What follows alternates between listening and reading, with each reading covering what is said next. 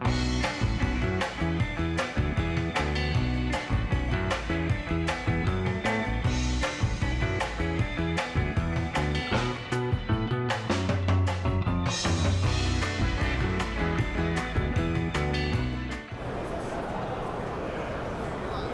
right, hey folks, welcome back to our third day of coverage of Origins. We're live streaming today. We'll be here from 9 to noon and then from 1 to 5 Eastern time. So definitely come by, stop by and hang out with us. We're gonna be recording these for view later. So if you miss it, definitely come check it out. And first up today, we're gonna have Rob of White Wizard Games. Give us just a minute before as we get set up and we're gonna get rolling. Thanks guys.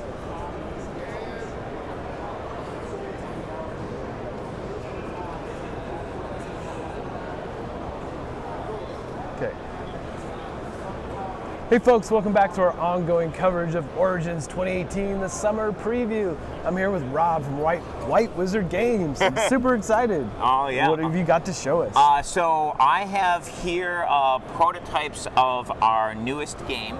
It's called Sorcerer. This is a little bit of a departure from the small boxes that we've done in the past, but it's got that same commitment to quality, beautiful artwork, and great gameplay that you've come to expect from White Wizard Games. Super excited about Sorcerer. This was designed by Peter Schultz, who I met a few years ago at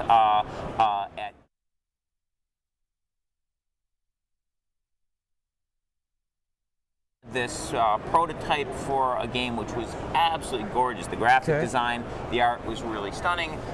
Really caught my eye. I wanted to take a look at it and played the gameplay, and it was phenomenal. And basically we teamed up.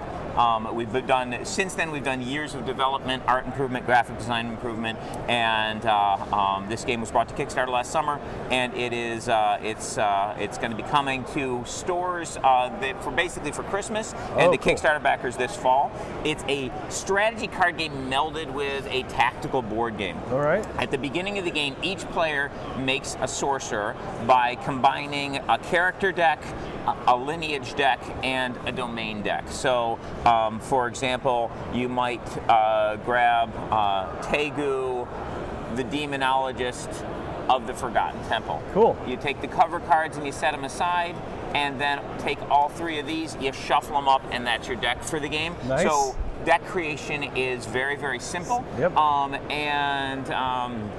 And the game has phenomenal artwork. You can see it looks beautiful. The quality of the art on these cards is super high, and these are just mock-ups. The final versions will have a higher resolution printing, of course.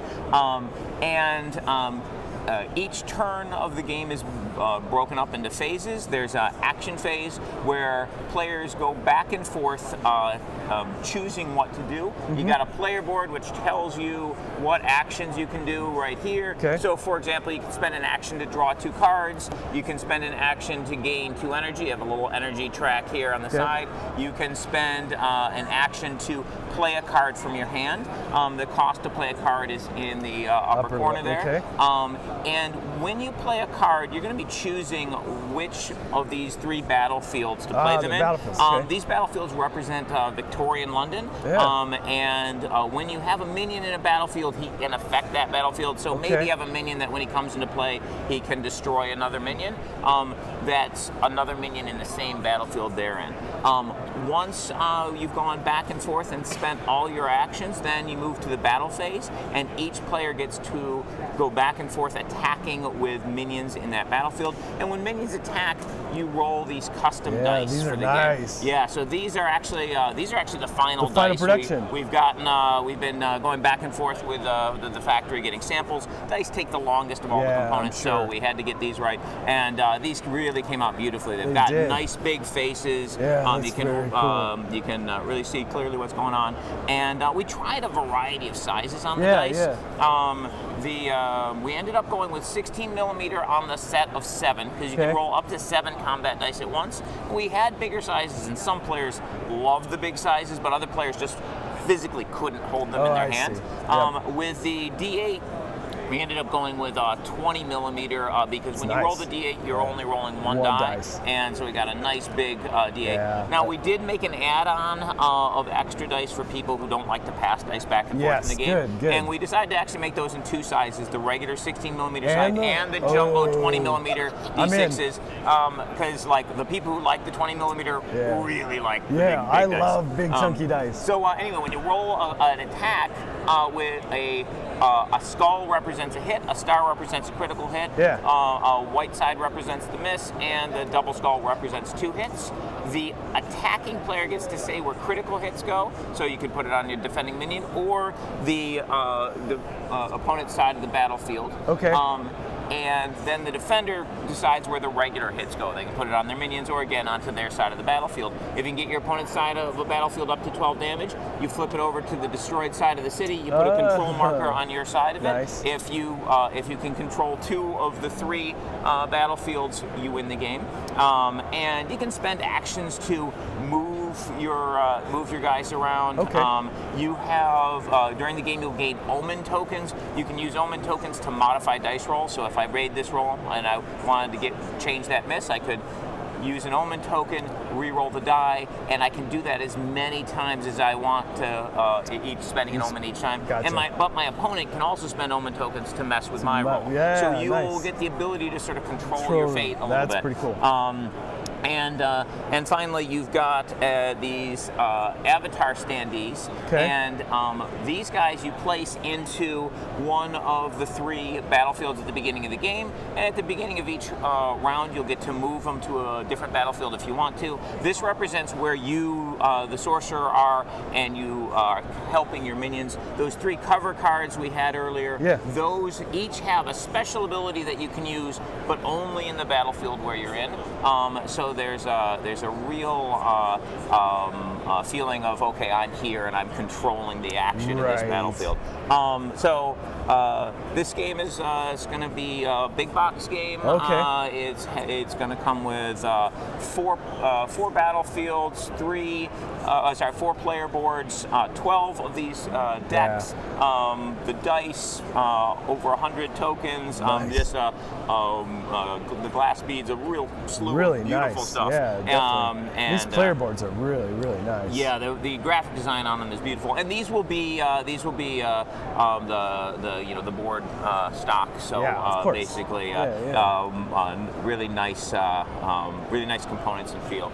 So all the files are at the printer. So we're just going through they're making us samples of the various items, making sure the quality is where we want it to be. That's fantastic. And we're super excited about Sorcerer. Can't wait to get it into people's hands. I can imagine. It looks really cool. What are some of the powers? I mean, are there really neat combos that you can put together? Yeah, there's phenomenal combinations that you get by putting these decks together. So these top decks, these are the character decks. These represent who you are, and the different characters have different backgrounds and different abilities. For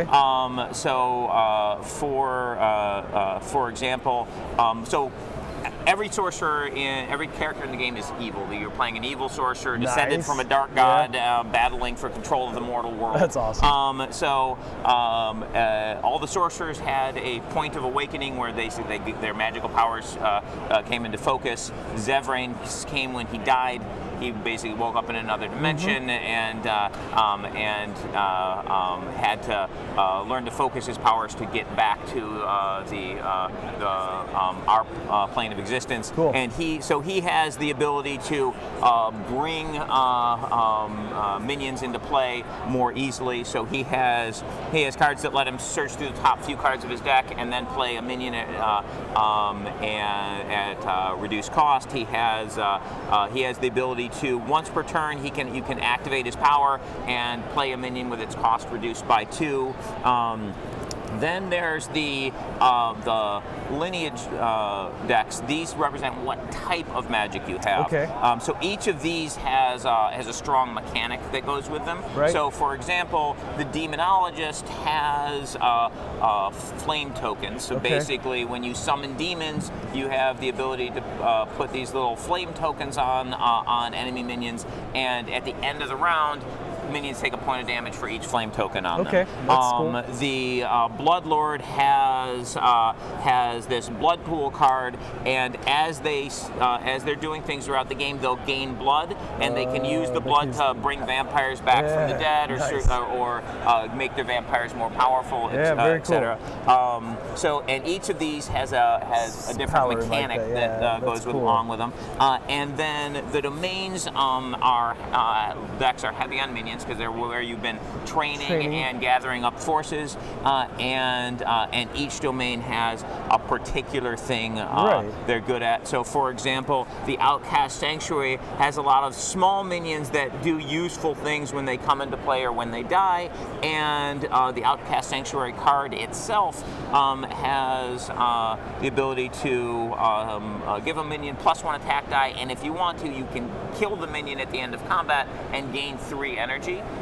So basically, they can sacrifice their own guys. So there's various mechanics in each of these decks, and then when you much like in Star Realms or Epic Card Game, when you combine these cards with different mechanics in different ways, you find all these cool synergies that exist within the game. So each time you put together one of these decks, grabbing 1, 2, 3 piles, you end up with what feels like a deck that someone spent a lot of time constructing and thinking about the mechanics of. So you can sort of discover the mechanics of the various characters as you play. So like Tegu, the demonologist of the Forgotten Temple, will play differently from Tegu, the Bloodlord of the Screaming Coast. So basically, as and it's another sort of neat side thing about the game. If you're talking to somebody about it and they know the game and you know the game, and you say, "Oh, I was playing Tegu, the Bloodlord of the Screaming Coast,"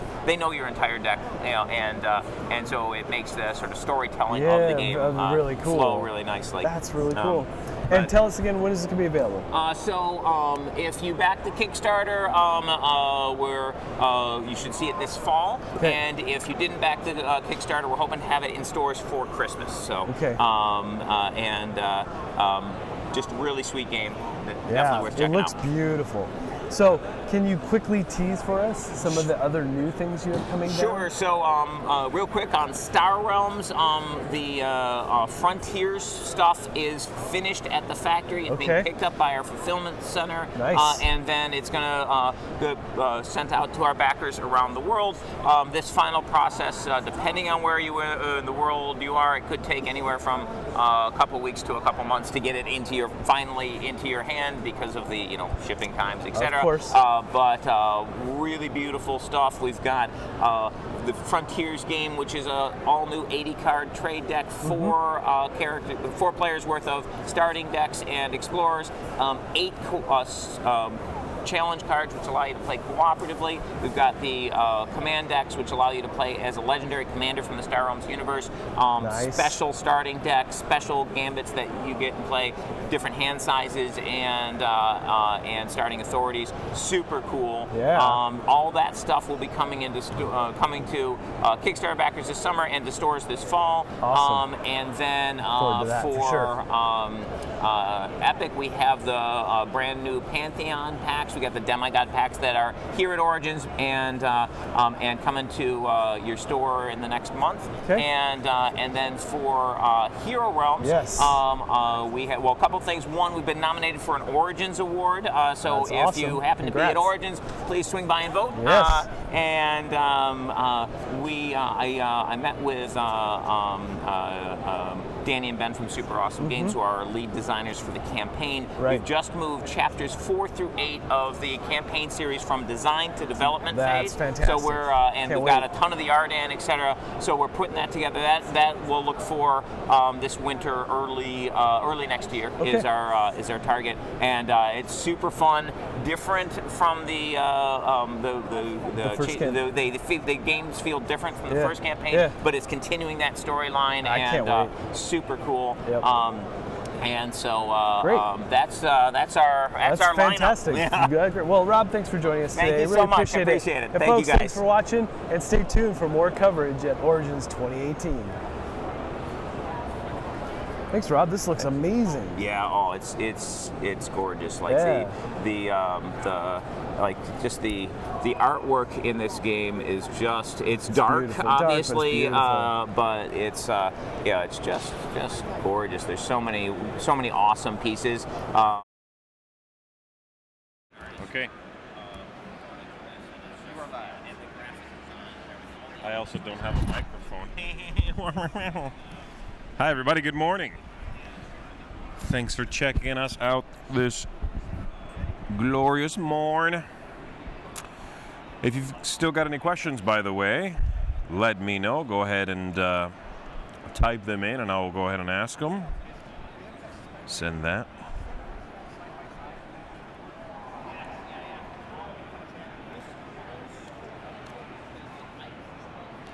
All right, that's a question.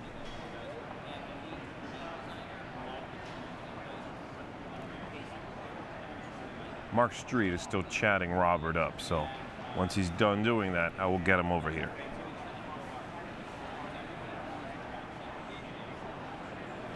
Good morning, Annie.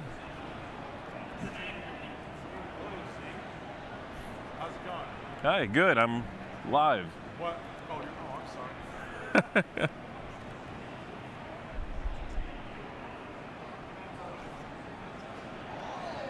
Okay.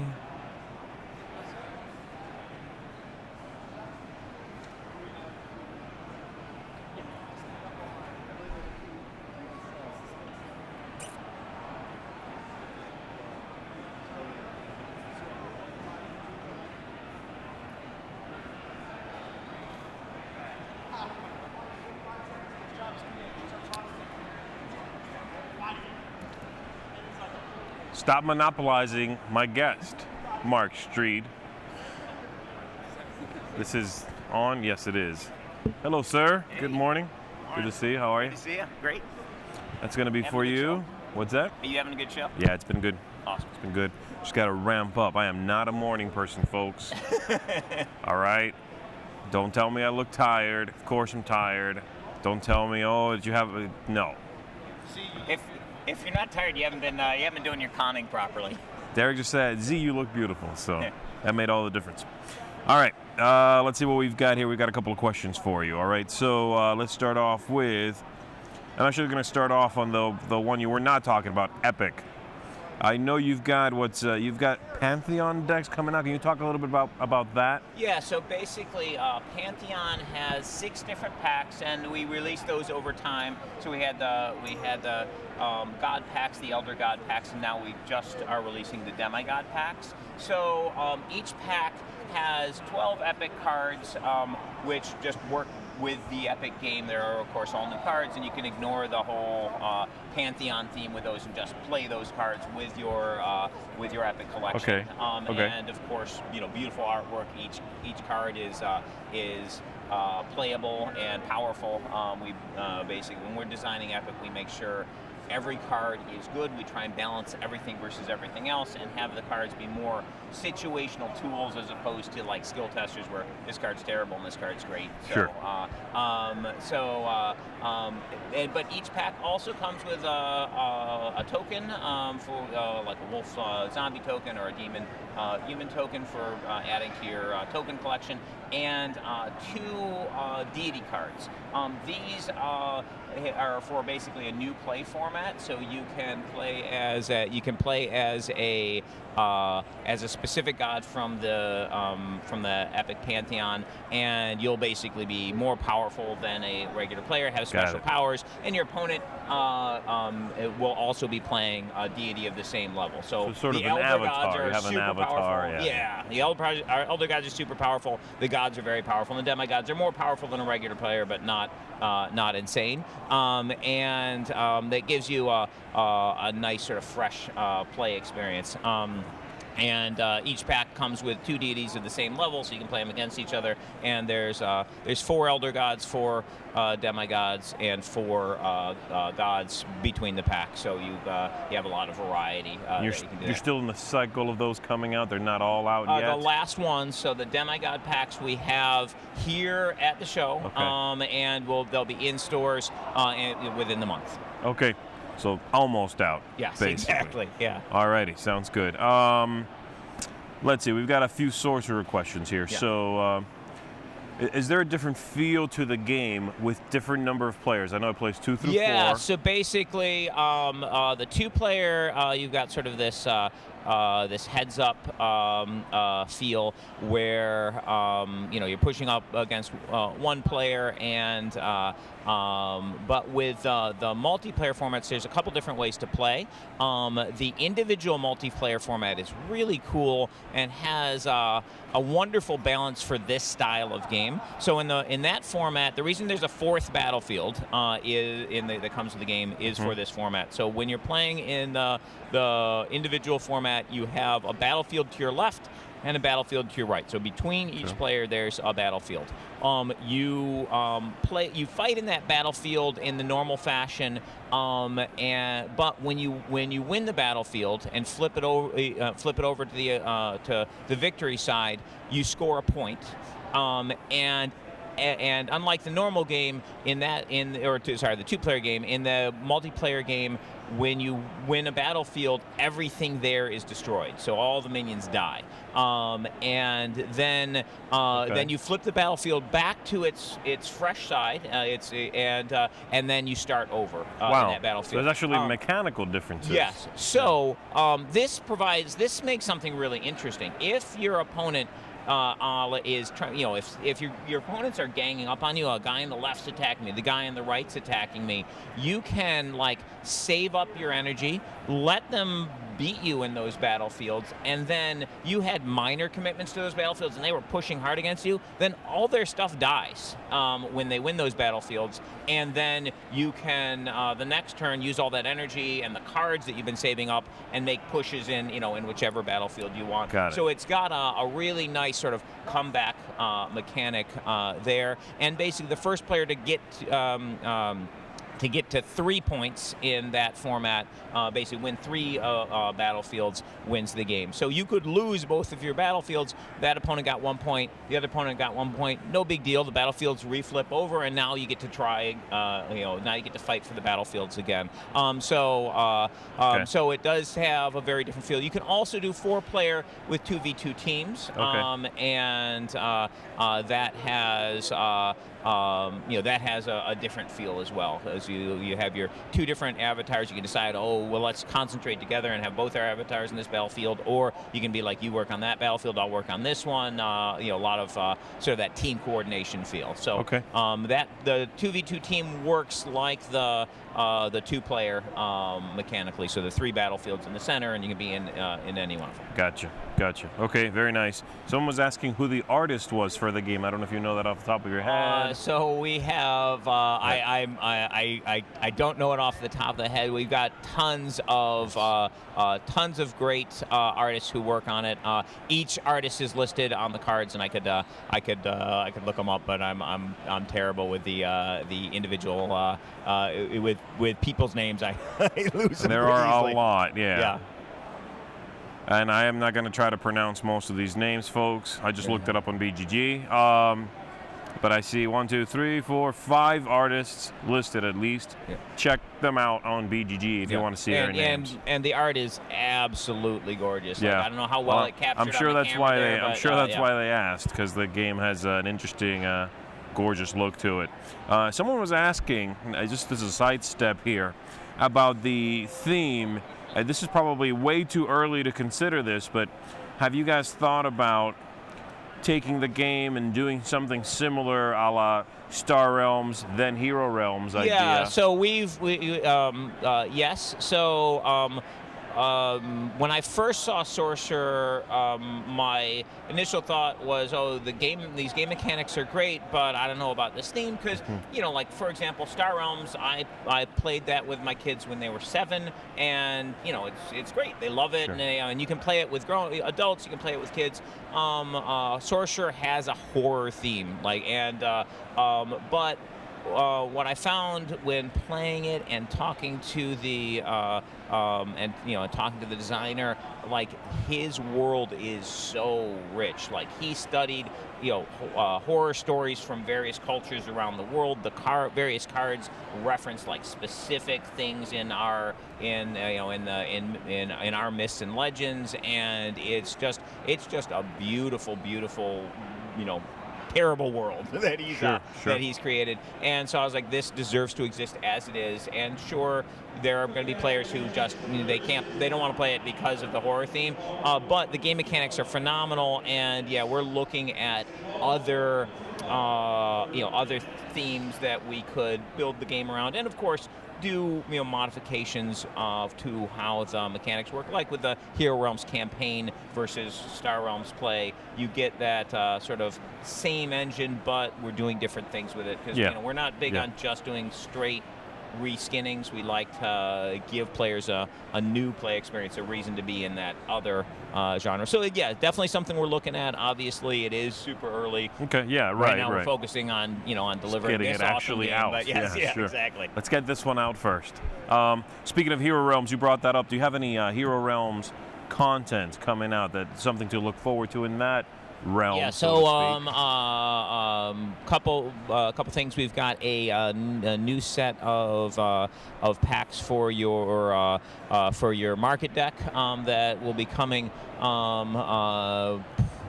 probably January, and then a little bit later, probably February, March, we've got that new campaign set with chapters 4 through 8 of the Hero Realms campaign. So we're super excited about that stuff. Really, I love the work that the Super Awesome Games guys have done on the campaigns. Really, the play is phenomenal. So nice. Well, I think that's it. We're gonna let you go. I appreciate you passing by over here and talking to me. Thanks. It's good to see you. Awesome. Enjoy your day, man. I'll grab that. It's fine. Have a good one. Thanks, guys.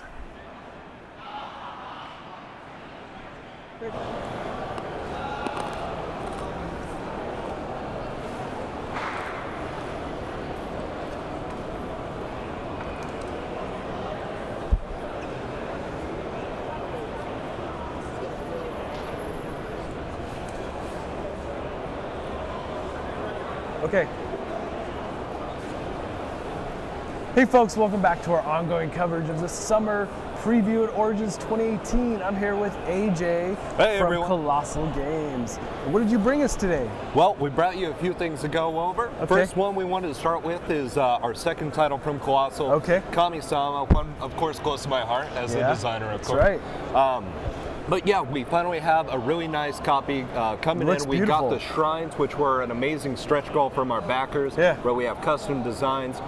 We have an early look at the boards, not the final product just yet, but the coloring, the art, you're getting to see what is going to be the final stuff. Looks good. This was a huge passion project for everyone on the team. We were happy to bring it to life. Like, our graphic designer really got to dig in and make this board just beautiful. We've been getting a lot of looks at the show today, just people coming by. I mean, it's such an eye-catching game. It is. It's going to be great to get people of all ages to sit down and play this, just because the box, the art, and everything is so appealing. Yeah, and you have it's recessed so the stuff doesn't float all over the board. It's really cool.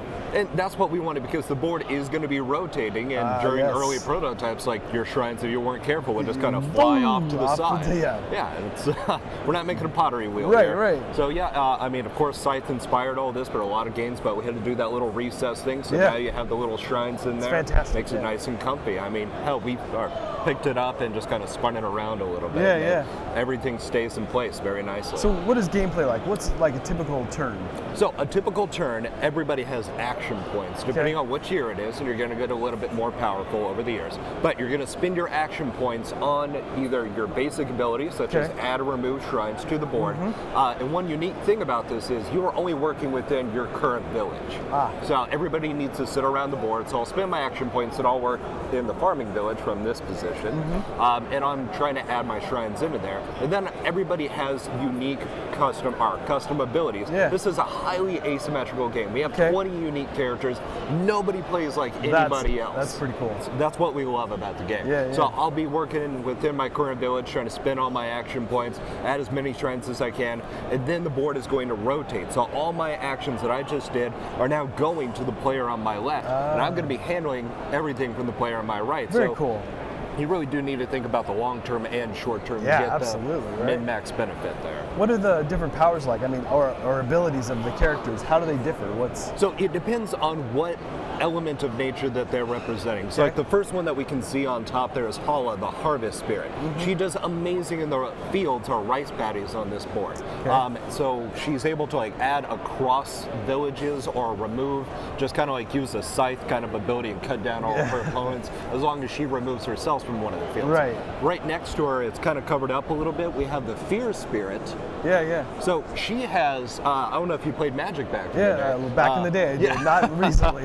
But she has almost a kicker-like ability where she's generating her own resource, fear, that she gets from using special abilities. Cool. And then she'll spend that to kick a lot of her abilities and make them even more powerful. Again, this is not something you're going to see on any other Kami. Right. Just like Hala had no extra resources and stuff like Wow. that. We go around and there's like a rage spirit here in the middle. People love this guy because he has a wonderful psychological game going on. Whenever you remove his shrines, he gets a little bit more powerful. So as the game goes on, people get afraid to remove him, but the game or the game board never resets, so things are getting a little bit more crowded. Now you've got to make that tough decision. Is now the right time to pick on this guy? Right. Because I got to be careful when I'm got doing it. kind of a Hulk thing going on. Exactly. Right? And oh my God, we just love the thematics behind him, and that's how we approached a lot of these characters. Cool. That's awesome. Okay, so when is this going to be available? So this is going to be coming to the backers. Right now we're looking at September, October timeline. Everything right now is still running green with the factory. That's good. So yeah, it's just right now we're still working on getting Western Legends to everyone. Oh, so of that's course, still of course. the front runner. But yeah, the shrines and everything, that's still going full force. Okay, great. And what else do you have for us here? So the next one on the table, this is one we picked up late last year from the Pie Brothers. This is called Terrors of London. The artwork is amazing. That is why we fell in love with it. And the amazing thing is that the artwork is actually done by one of the designers, Ryan Pye. Brad Pye kind of handles a lot of the design. Ryan's the artist, but of course weighs in on all that. And I love that he was able to really incorporate the design, the art into the design of the game as they were moving forward. I mean, this is all his layout, really streamlined for how they envision this nice little card game. This is a deck builder, kind of in the realm of Dominion, Star Realms, and a few others.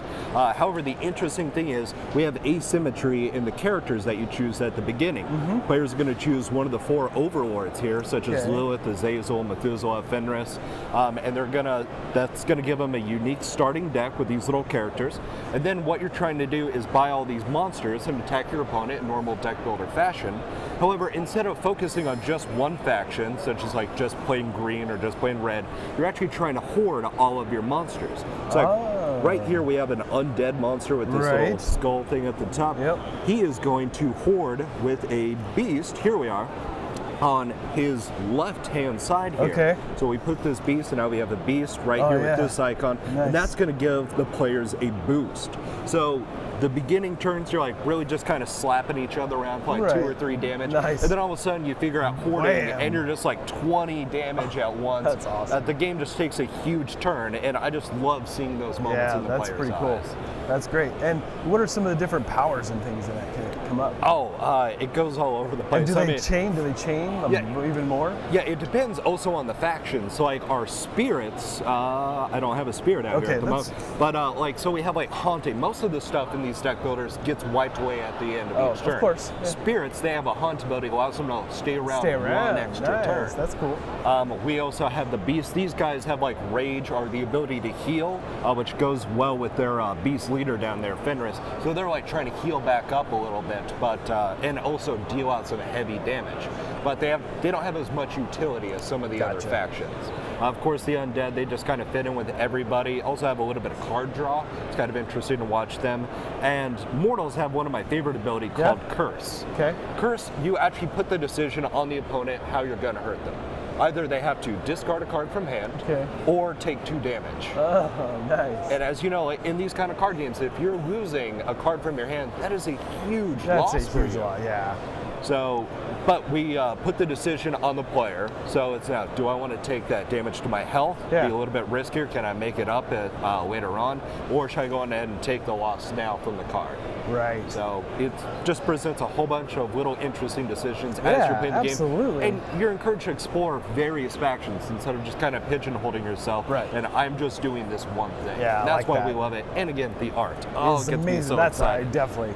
And when is this going to be available? So right now we are looking at the end of July for coming to Kickstarter. That'll be great. So there's going to be a lot of amazing stretch goals. We're working behind the scenes with the Pie Brothers to make some amazing content for this game. Well, they're excited, we're excited. Definitely, and I'm sure, I have a feeling this is going to be a Dice Tower preview. Oh, I'm hoping. Yep. So, okay, next up, what do we have? So over here on the far left, right from their angle, Combo Fighter. So this one is actually our next Kickstarter. Yes. This is from Plotmaker, the people behind London Dread. Yeah, the artwork is you can tell. Oh yes, Yeah, I love this artwork. I really It's like so it too. amazing. Yeah. It pops, and it's amazing because again we have the designers working, or the artists working in the design team. So a lot of the card art has actually been really designed towards making everything pop and giving the idea of what's happening within the game. So like we have an ice kick, which goes really well with the red faction because they're very strike heavy, whereas yellow, which is where you're evading, you're seeing there's not a lot of action on the character. So just some of those small details that went into the design and the art at the same time. Right. That's why I love seeing artists being the designers. Yeah, definitely. And this really, you're really trying to simulate that button mashing experience in a card game, right? Yeah. So I mean, the game is Combo Fighter, Yeah, so right. you're trying to go for that combo. Yep. And I believe you got to play the game. I did get to recently, play so- last night. Yes. So, and from the different combos that can come up, there's that first card that flips, right? That determines who wins that round. Yes, kind of has that rock, paper, scissors. Yep, feel. it It's does. like red, blue, yellow. And It's then like you can already just bam, bam, bam. If you Oh play my every gosh. card in your hand, you can pull out a crazy combo. And then you have your specialty combos that do massive damage, Oh right? my gosh, they're ridiculous. Yeah. Yeah, I think Kira, our CEO, hit me for like 15 damage last night. It just knocked That's me out awesome. in almost one hit. So yeah, I think it really does simulate that button mashing experience in a card game. And then you have like special powers or special abilities that trigger when certain things happen, right? So yeah, I mean, every character has their own token, and this is another part that helps separate this from some of those little just instant little fighting games. Right. Is, yeah, your character will grow over the game, depending on what they're doing. Such as Snow here, like she has the ability, her red cards gain extra initiative, and once a certain target is met, she's going to flip over and gain a bonus to more cards. Whereas other people may go in reverse. Yeah, one of like the somebody has a staff that breaks. Yes, Grace Lee. Yes, yeah, yes. she breaks her staff. I mean, it's like 10 points of damage, Right, but it busts it in half or yeah, whatever, and right? all of her cards are now -1 damage. Anything with a staff, I should say. Anything with the staff, right? Yeah, which is noted on her cards. Yeah. But I was also playing somebody from Japan the other day. I can't remember her name off the top of my head, but she deals 0 damage. What she has to do is like rotate or win a fight 4 times in a row. Oh. So she's just like trying to combo into that. If she does, she wins the game. She wins the game, period. Yeah, Wow. she's kind of doing this Tai Chi, like turning their strength back Oh, I on see. them. That makes thing is sense. the idea behind it. That's interesting. So the base game is going to come with what, 4? So there's going to be a few different options. Okay. You can buy just the Versus pack. Yeah. And you're not going to get anything else, no stretch goals, but it's going to be $15, I believe is what we're looking at. Yeah. If you just want to see what Combo Fighter is about. Right. If you want to go up and like actually see everything, then we're going to have another goal where there is 4 characters and all the stretch goals. Okay. And then there's the all-in pack. Yeah. Where you're going to get all 8 of the fighters. So everything is coming out and any stretch goals that we unlock along the way. Cool. And we have some fun stuff planned for these guys because Plotmaker Studios, they know what they're doing with games. They're really excited to be working on this with us. Well, that's great. Well, you know, this is definitely in my queue to be the next Dice Tower preview from you guys. So I'll be working on this next week, so definitely keep an eye out for that as well. So, AJ, thanks for joining us today. Really appreciate it. Hey, thank you so much for having me on the show. I really appreciate it. And folks, stay tuned for more coverage from Origins 2018. Thanks for joining us.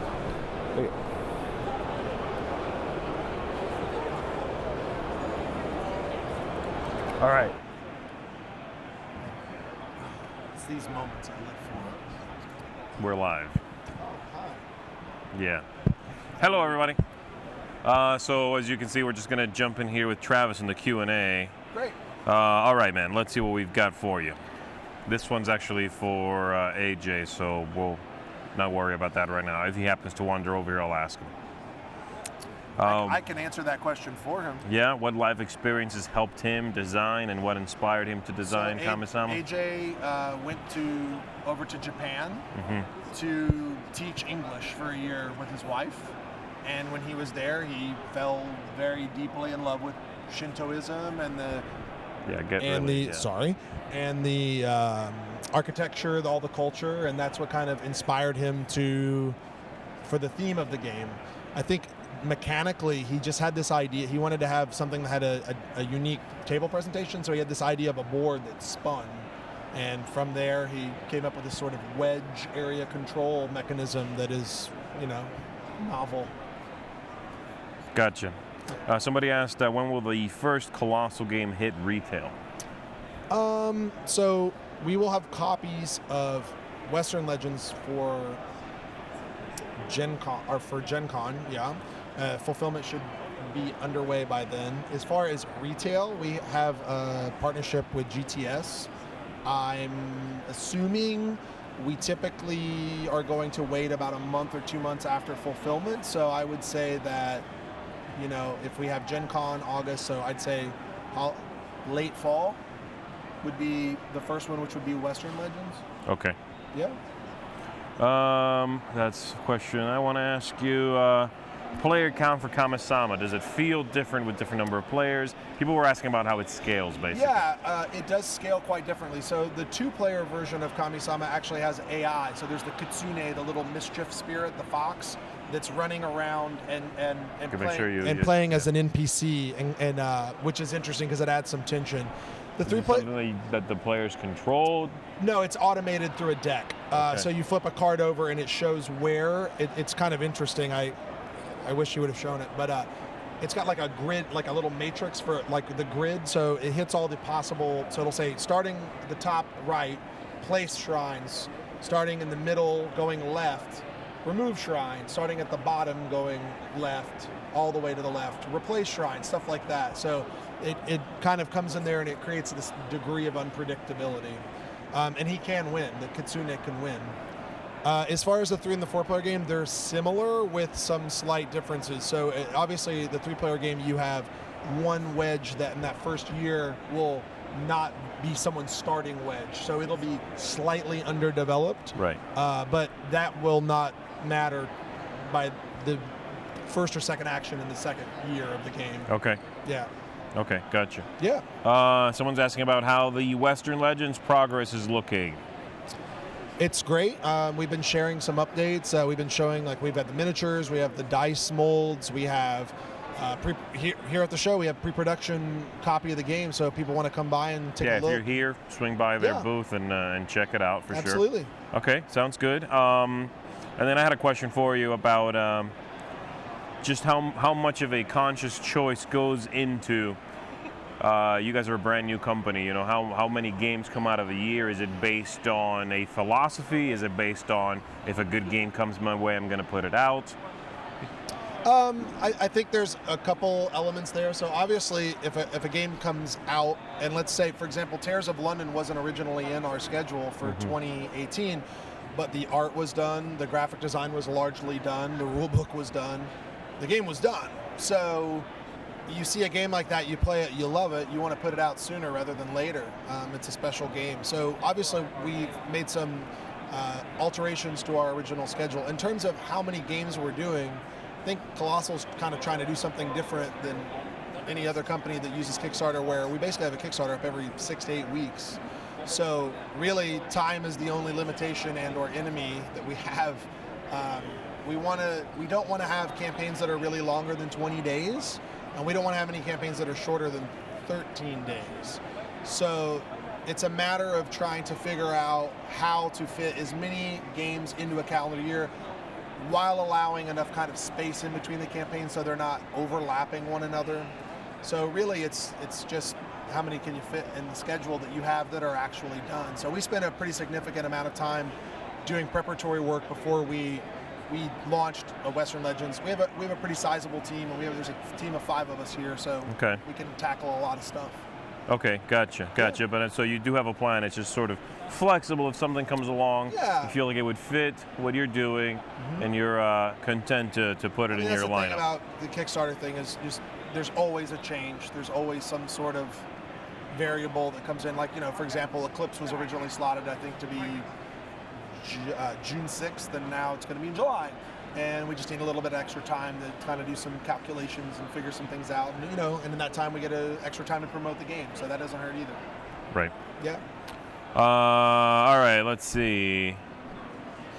Which is Kolossal's most successful game? Well, you don't have any games out. Well, Western Legends did 650-ish, plus another 100-something-ish on pre-order, so it is right now the most successful game that we've done. It's also the largest game we've done, so I think it will be it. And we have a game called Mezzo coming out from John Cloudis, which is this kind of area control, blood ragey with like 120 millimeter minis.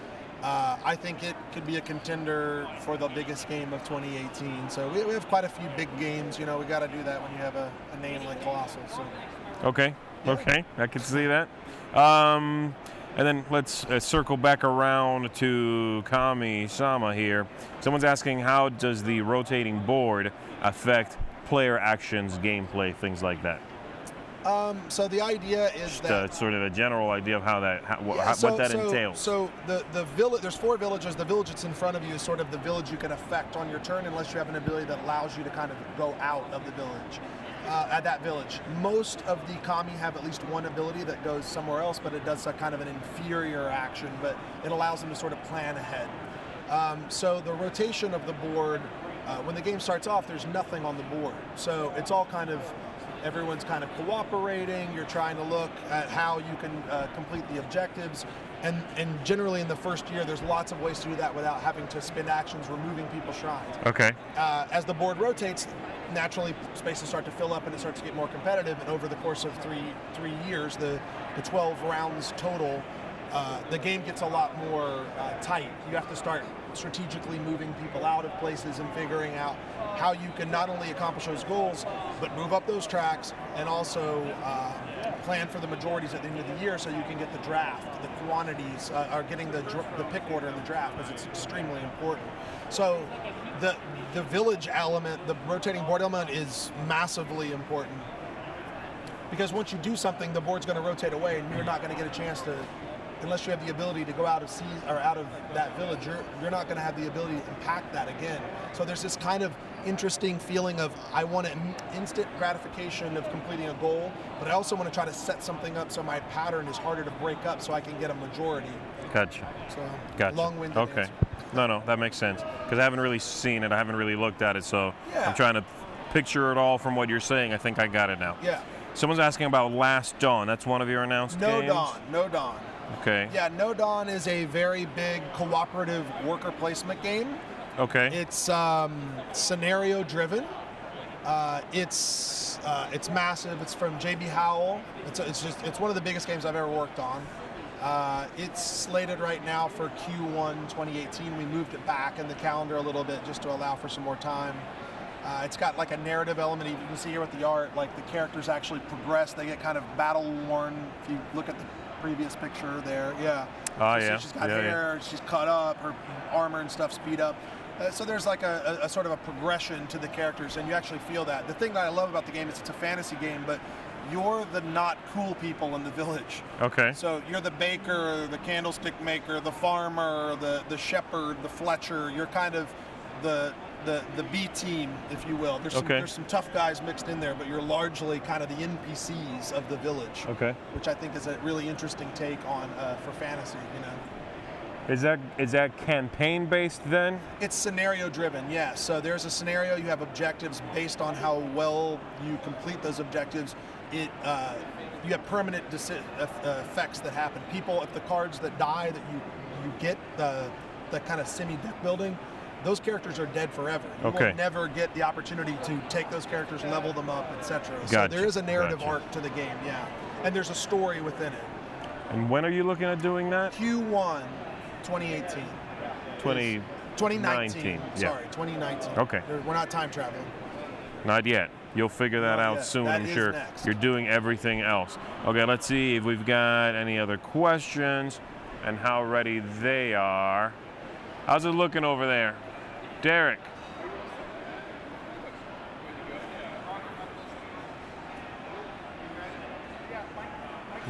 I'm running out of time with this cat. Now let's see if we got anything else. That's interesting. What type of games does Kolossal identify with the most? Do you think you have like a type of game you're going for? I mean, I always, my thing I always say is a game being good is just not enough. There has to be something special about it. Okay. And that specialness comes in a lot of different forms. It could be a unique mechanism, it could be a unique theme, like I said with Nodon. It's got a combination of those things. It could be. Make sure you're using It could that be the art and presentation. It could be something that's actually like component-wise, like, wow, I've never seen an implementation of this component. So I kind of want, the way I look at it is I look for something that's special. It's got kind of that little elevator pitch thing that you glom onto and go, wow, this is a selling point of the game. So, Mezzo has these massive miniatures, and the theme is interesting, and it's got these interesting card-driven mechanisms I'd never seen before. So if I can get all of those kind of selling points in a single product, a single game, then yeah, that's amazing.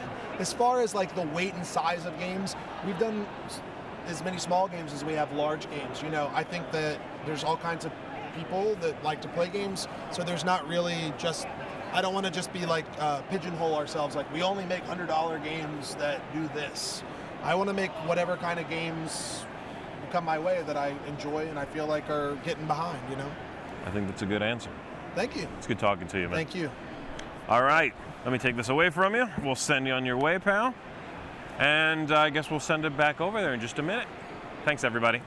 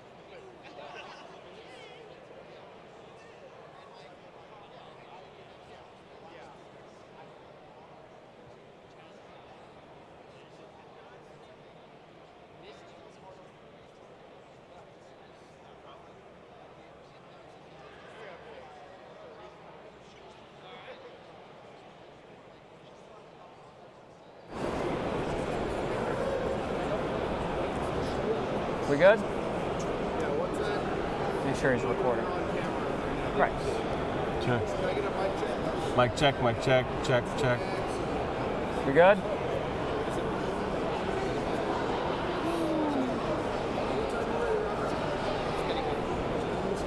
Hey folks, welcome back to our 2018 Origins Summer Preview. I am here with Keith from Thunderworks. That's right. And what are we looking at today? Today we're taking a look at Dual Powers Revolution 1917. This game just wrapped on Kickstarter recently and is kind of going through the manufacturing process right now, but it'll be coming out later this year. Okay. So Dual Powers is a 1 or 2 player game. It's an area control game set in Petrograd in 1917 during the Russian Revolution. The board is the central piece in which there's 6 different regions that you're kind of vying for control over. Okay. It has a kind of a tug-of-war style victory point track. It takes place over multiple rounds. So how it works is you have, each side has a number of units that have they're like level 1 units, level 2 units, level 3 units, and you have 3 leaders, which are also represented by these cards. All right. And then you've got, these are actual historical figures. That's right. Yeah. Perfect. So it's interesting. Like the designer of this game is named Brett Myers. He's a published designer. He did a game called Nanook for Steve Jackson and a game called Rome City of Marble for R&R Games. Yes. He's also a local.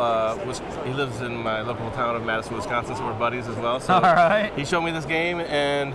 I really liked it. I wasn't super knowledgeable about the theme, but what got me, but the mechanics are super solid. And then as I started to play the game more and learn more about it, it became even more interesting to me, right? So, and one of the things this game does that I love in games is multiple use cards, dual use cards. And right? as everyone who watches me knows, that's one of my favorite things in games. I mean, honestly, I love that. Yeah, like Glory to Rome is one of my favorite games of all time. And I'm with you. That's that. But anyway, on these are called command cards that everybody has a hand of in addition to their leaders, and they have multiple uses, and then they do a handful of things. One, you're going to play them, and they advance the calendar. So on the board, you can see this is a calendar that's representative of the period of time. Right. And as you play cards, the days move along, which then advances the months. And then by the time we get to the end of October, it signifies the additional revolution that happens in October, and that will trigger the end of the game. Okay. Unless you're able to pull the victory point, the support marker, all the way to your side. Gotcha. Right? So there's different ways to Right, win. multiple kind of ways to win the game. And then when you basically play these cards, and then either the top part lets you put regions out into the matching color and region on the board, or it allows you, like this one lets you move a region multiple spaces across the board. So basically, both players are playing cards, advancing the dates on the calendar based on this, and then either putting out units or moving them around on the board. Okay. So there's always one known region that's going to score at the end of each round, and that is indicated by this area. So in this example, you always flip the top one here and that one here. So this says... So that means this one here? This is going to score at the end of the round, and then this one indicates that the blockade token is going to go on the matching arrow. So that means you can't move in between those regions. And then you also know that this is going to score in the following round, so you can prepare for that a little bit. Interesting. So it's blockaded during this round, but next round you're going to want to try to... Right. You might want to try to get guys in there so that if you're losing stuff this round, you can kind of reinforce for the next round and try to make a comeback. And on a player's turn, they're just playing one card? Right, so... It's back and forth? One of the big pieces is that you get a hand of cards, and you get to the bottom part of the card, which is used to... they have point values, and they're in different colors, which are signify the different regions. And at the beginning of the game, you decide to secretly choose one. So at the end of each round, the known scoring region is there, and then each player has chosen another region that's going to score, and then how many points it's going to be. So part of the game is trying to figure out where your opponent is trying to score, because if you get the majority in that region, then you're going to get those points. Gotcha. So there's a bit of deduction of what the other player is trying to do, but you're also doing area control and keeping an eye on where we're going to be scoring. So anyway, you pick this, and then you go back and forth playing four cards each, putting guys out, and then or moving guys around, or you can potentially flip units over. And then once that's done, then we reveal, we score the green region, and you can either get points based on where the calendar is at. So the further into the year you are, the more points that region is worth. Okay. And then there's also a bonus action that you can choose to do instead, which allows you to put out additional units or move them around. And then everybody reveals their secret objectives and see who controls those. You move the score marker, and then kind of the round. So the scoring is based on just a majority? Right. So you're looking at the big number, which is the one that's on the front of the tile. Right. So you're counting up the total there and to see who has the most. And if it's tied, then it's the number of units. And then if it's tied, the person who has the will of the people, which is this screen marker that's the end. So whoever has the will of the people has control of all the green units. Okay. So if I'm playing white and I've got units out and I have the will of the people, then they're counted from my side. And so you're kind of vying for control of that for the will of the people as you play, and that changes hands whenever the calendar year moves to the next location. So if you So it's a back and forth. it is back and forth. It moves to the active player's side. So as you move things around on the calendar, if you land on the 15th or the 29th through the 31st of the month, you get a bonus action. So that's something you're trying to hit. But then if you move it past into the next month, then the active player either maintains control of the will of the people or you steal it from the other guy. There's a couple cool historical pieces that this is a leader named Trotsky. And when historically he's kind of in exile, and then once we get to the kind of the May-June month, he comes out onto the board. He always goes where what's called the region of unrest, wherever we're going to end up scoring. We're going to be scoring. So historically, he's coming out of exile, and he's part of a minority party. So he starts out as a neutral unit, and then as this advances into August, he ends up getting replaced with a red version because he's joined the Bolsheviks at that point, and he's full on the red side of that. So it's interesting. Interesting. When units are in a region that's scored, they flip. And then if they need to flip again on a future turn, they get pulled out of the game. Okay. So one of the things that you can do as the white side is get him wherever, try to find an area that he's at and get it scored to get him out of the game, so that when we hit the red area, he actually doesn't come out. That doesn't happen at all. Right. Okay. So that's kind of a strategic thing you can do, which is kind of fun. And so the scoring happens here, so it's this tug of war back and forth, and if one player hits the victory, then that ends the game. Immediately, right. What if it hits the end of round, then it just end up which side Whichever it's more side to? it's on, correct. And then everyone has 3 leaders, and they're unique in which when you play them, they can you put their token on whatever region you want. Okay. So like if you're scoring green and you really don't have any green cards, and you can play your leaders to get them there, or you can move people from regions adjacent to that. But these obviously advance the calendar quite a bit. So yeah, the standard command cards only go from 1 to 8 in each suit. The 9, 10, 11 are only on the leaders, and at the beginning of the game that both players have those numbers. So you can kind of play some chicken, like make sure that person can't get to where they want to go, or they do. And you said this plays 1 to 2 players, so Right. how much different is it for the one player? So the one player is interesting. So basically how the one player works is you've got these, there's a variable difficulty level. So you choose it before you play. And then the opponent, the AI character, they put out these special tokens, and then when they flip to the opposite side, instead of having a predetermined value, it has a variable value which is based on your difficulty. So if you're playing difficulty 3, then all these on the opposite side count for 3. Gotcha. So as you get good at playing the game, and you kind of feel like you've mastered level 1, level 2, then you can just amp it up to level 3. And what's the play time on this? It's about 45 minutes. 45 minutes? Yeah. You said this just wrapped up on Kickstarter. Right. So when do you expect to see this shipping to backers and then being possibly later in retail? So the Kickstarter kind of promise was February. Okay. But things are moving. We're moving really pretty quick on it. Like the wood pieces are in production, and the files are all approved. So I'm hoping that we're going to get it before Christmas. I mean, I hate to promise that. Right. When I run Kickstarters, I try to live by under promise and over deliver. So I'm hoping that we get this one well before February, but it'll hopefully hit shelves before Christmas. All right, well, this seems really cool. Thanks, now, you man. did bring another game, if you want to talk about it briefly. Yeah. I think people might be interested to see. Yeah, so If you just want to so this show is it real quick. this is the cover for a new game coming from Thunderworks Games called Lockup, a role-player tale. It's a worker placement game in the world of role-player. It takes place in like a fantasy prison, like a dungeon.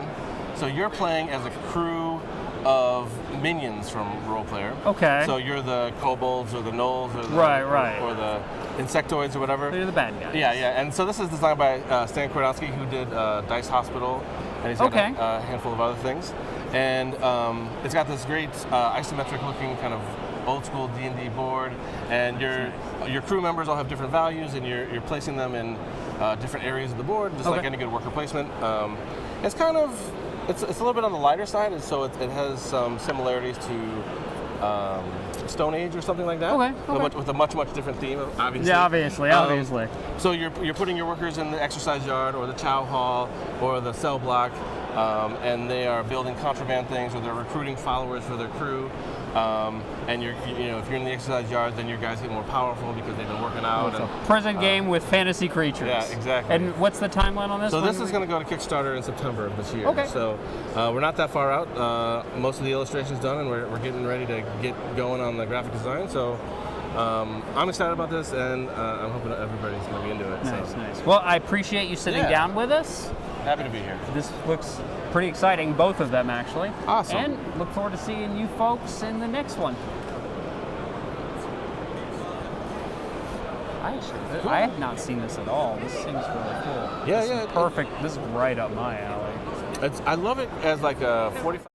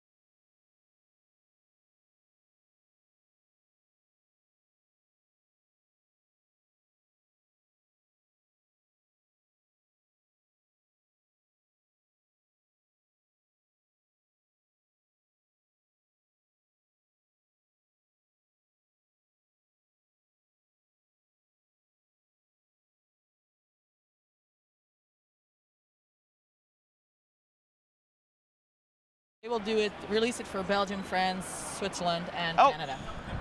Hold on. We're not. Okay, they're saying they can't hear me. No. They're like, start over, Mandy. No sounds. I do not read lips. You want to share mine? It's on. Yeah. We can do an interview like this. No, they can't hear either. Oh. But your light's on. My light's on. All right.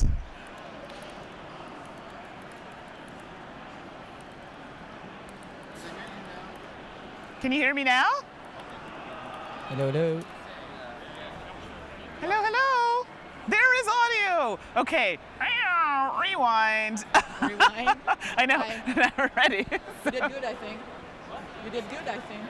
So there we go. We're back on, so they can hear us. Oh, so, they can hear us. No, yeah. So I don't know if you want to say, you can switch. Do you want to leave games with us? What are you guys talking about? Well, now we're back. So everybody, thank you. As I said Q&A. before, and you didn't hear, the chat is fantastic. thing. Thank you so much. That's what I initially said in the beginning. And we are here with, Lisbeth Boss.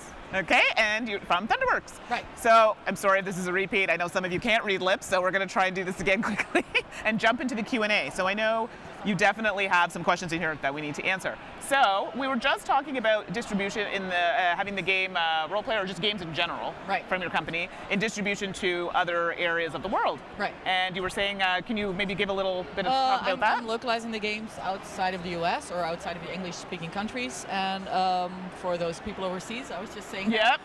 they'd be happy to know that Role Player will be released in Essen in 2018 in German. Ah, okay. And probably in Italian. Well, we signed Italy. We signed Czech Republic. We're talking to Russia. We will sign France. Okay. So yeah, it's Korea. Which has is great. signed, and we're talking to Japan. So yeah, it's going great. Amazing. So, and I had mentioned that in Canada, you know, we have les deux langues, so we speak French and English, and our games have to come in bilingual. So I had asked, so I know there are a lot of people from Ottawa and where I'm from, and I'd asked if they are doing that, the bilingual games, and you were saying that not as of yet. No, and I don't think they will ever at all, because it's a lot of text to Okay. do bilingual, I think. Understood. So they may just have a French, You version. either get the English copy or the French copy. Okay. Or you can get both. or you can get both, You can get which both. is great. You can never have enough role players. I mean, Exactly. 3 dice times 2. So I know people were asking about the monsters and minions. I see some questions in here about that. So is that going to be basically available at the same time? I'm assuming with the game when it's released. I believe Germany is interested in doing that like right after. Okay. So, but they first want to release this one, and it takes some time to get it printed and everything. Right. But every company I speak with that I want to sign the games with, it's like, because it's not just role-player monsters and minions. We're going to do Lockup that's coming out. That's a standalone game. So this is great because we were just talking about Lockup. Yeah, so please, Well, we have like a whole line of games in the role-player world coming out. There's going to be another expansion. There's going to be role-player adventures. I'm not sure if Keith just spoke about that. Yeah, I know. We kind of didn't get all of the conversation, but no, it's okay if you want to talk a little bit about it. So whenever I sign with somebody, I'm telling them you're not just getting role player. You get all of the babies too. Wow, So, that's great. That's what we're trying to do.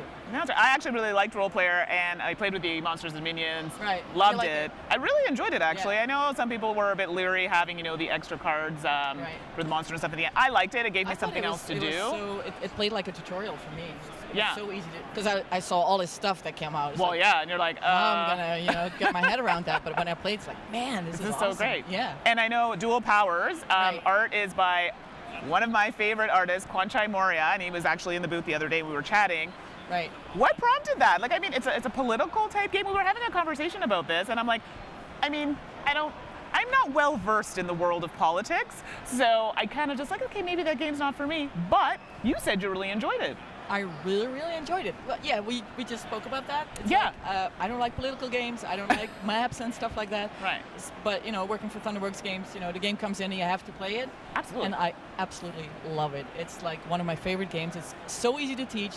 I played both the 2-player version and the solo variant, and it's That's right, because it's awesome. only solo or It's 2-player? only solo or 2-player.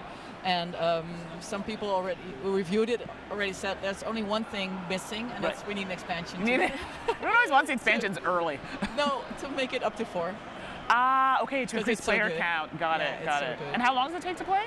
It takes about 45 minutes. 45 minutes. Yeah. Okay, so I mean, the art drew me in instantly. So I'm like, okay, that instantly wanted me. Okay, I'll try it. I'm never going to be one to shy away from a game. I don't think anybody should do that just based on its politics. I'm not going to play it.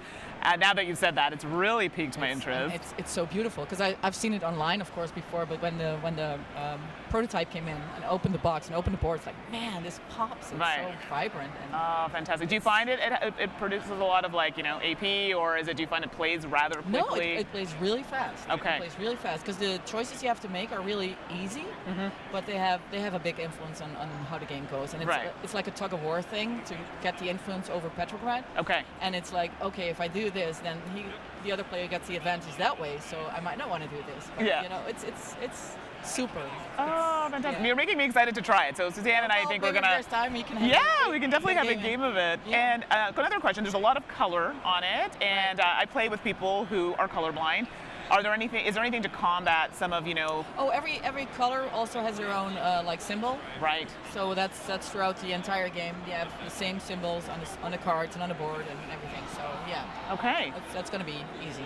I'm interested to see, usually when you hear these politics type games are very lengthy and complex, and I don't mind that, but it seems like it's a nice kind of gateway for someone who maybe is not as well versed in that type of game. Yeah, and I'm not interested in a political part of it, and I still enjoy it. Right. I mean, you can play it as a game. Exactly. Right, yeah. No, and that's a perfect way to look at it. Right. We have a question. We have a question. When you say that the new role player spin-off is a worker placement game, is it like Lords of Waterdeep and D&D?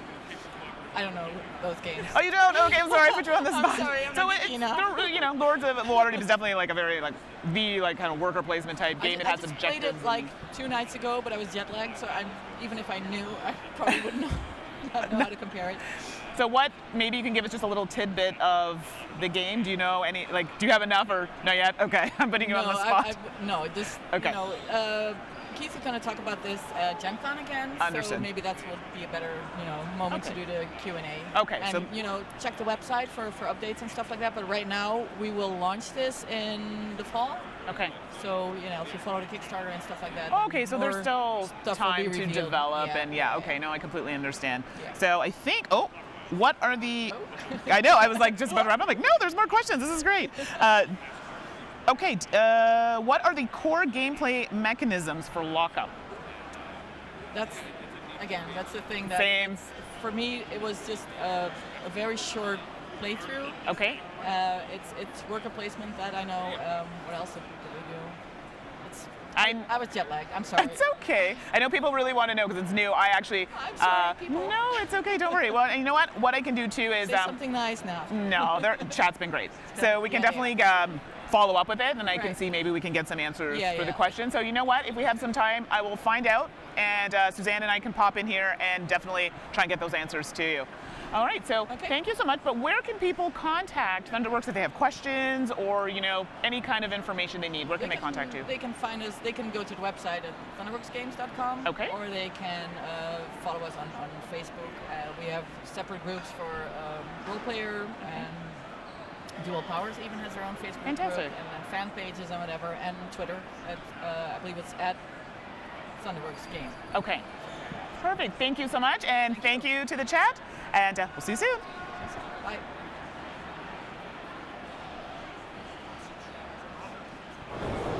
It was wild. It was wild. Sounds like I'm it. pretty tired. Are we good to go?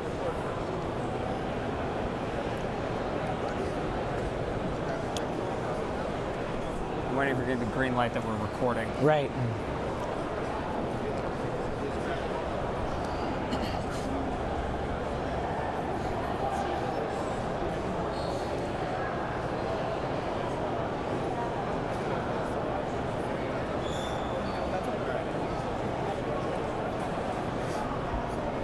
Wait for the thumbs up. Good?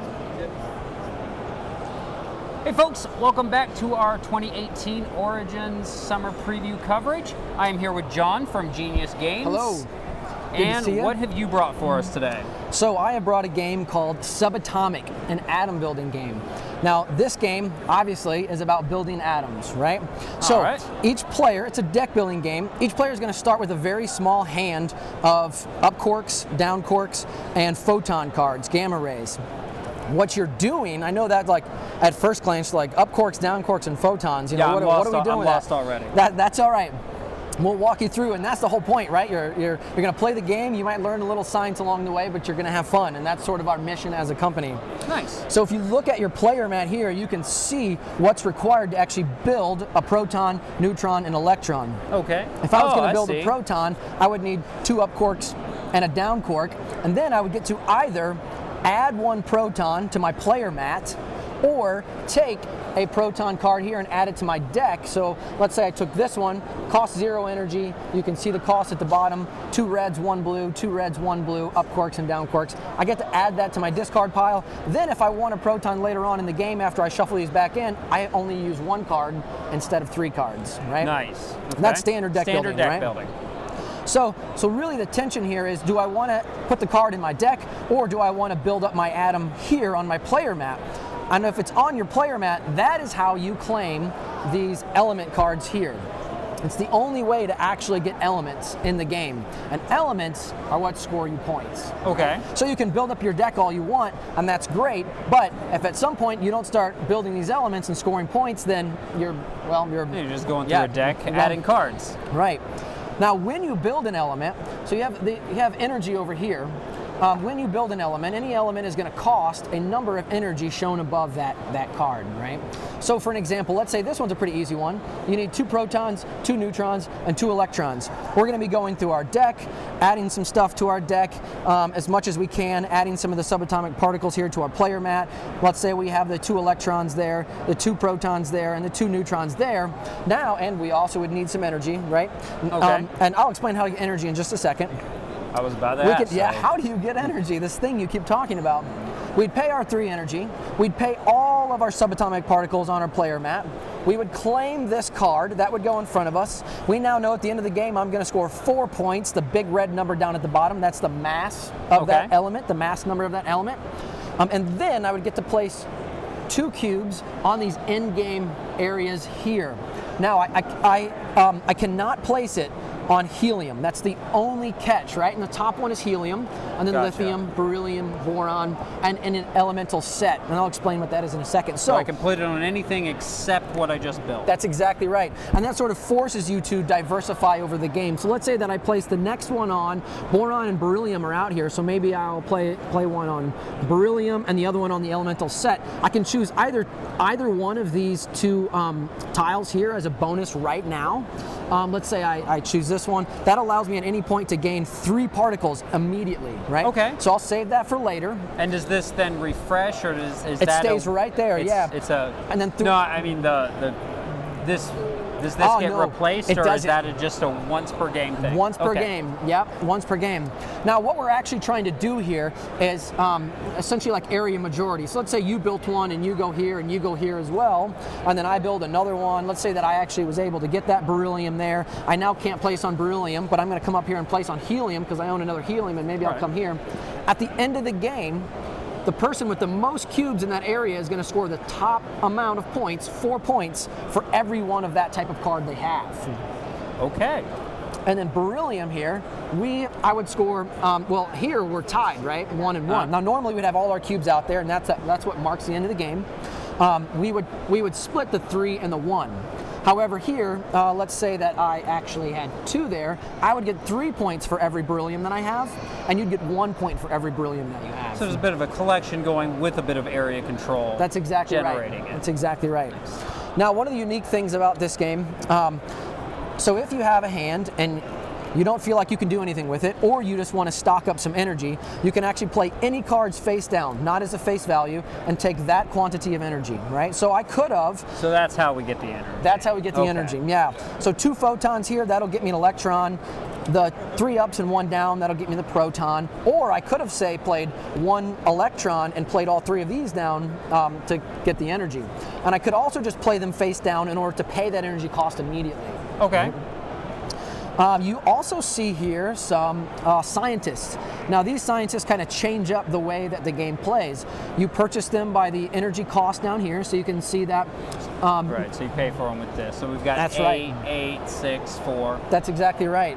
Now, someone like Thompson here, JJ Thompson, this is the pre-production copy, and this is a little hard to see right here. In the final version, we actually made this a little bit more orangey, so it's a little easier to see. Yeah, it's a little hard to see here, a little darker. When he comes up in your hand, he allows you to take any one subatomic card from your discard pile and then shuffle your discard pile. So if I like really needed that proton, right, but I had just played it, whoop, I could play him, pick up my discard pile, grab that proton, stick it back into my hand, right? So a nice little engine building card that allows me to do something unique. So these get added to your deck. Now I noticed there's multiples of these. Can you have multiples of them, or you can. Okay. Yeah, you can have as many as you want. There's only 3 of any given type, and once the first one is taken, the next one is increased by 1 in its cost to purchase. So that one's 8, that one's 9, the last one is 10. By the time you get to 10, yeah, it's a little pricey. It's a little pricey. Probably not quite as efficient at that point. That's right. And so what's the end game trigger? How do you know when this game is? Yeah, the game ends when someone has built 5 elements total. Okay. And because you place exactly 2 cubes every time you build an element, you'll have 10 cubes out here. So as soon as someone plays all their cubes or finishes placing all their cubes, that marks the end of the game. Everyone else takes 1 turn. We got this big meaty wood first player marker, so you go back all the way around to the player of the left on the first player, and then that's the end of the game. And then you just take the points that you have in front of you plus these? That's exactly right. That's exactly right. And what's the player count on this? The player count is 2 to 4. 2 to 4. And playtime? Playtime is, I would say, roughly 45 minutes. You know, with a new game, it's going to be a little bit tougher and a little bit longer because you're going to have some new players out there trying to figure out what to do. But the nice thing about a deck building game is that it plays amazing at 2-player, just like it does at 4. There's not a whole lot of scaling that needs to happen. The main difference is when you add a player, you tack on another 10, 15 minutes of playtime because you have that additional person and taking given the turn. that it's kind of a learning science game, what's the age on this game? just Yeah, so we curious from said, that. what did we say in this? We said 10 and up. You know, for a 10-year-old, you've got a lot of 10-year-olds that live in gaming families, and they could play something like this real easy. If you're not from a gaming family, that's probably a little complicated, you know, for a 10-year-old.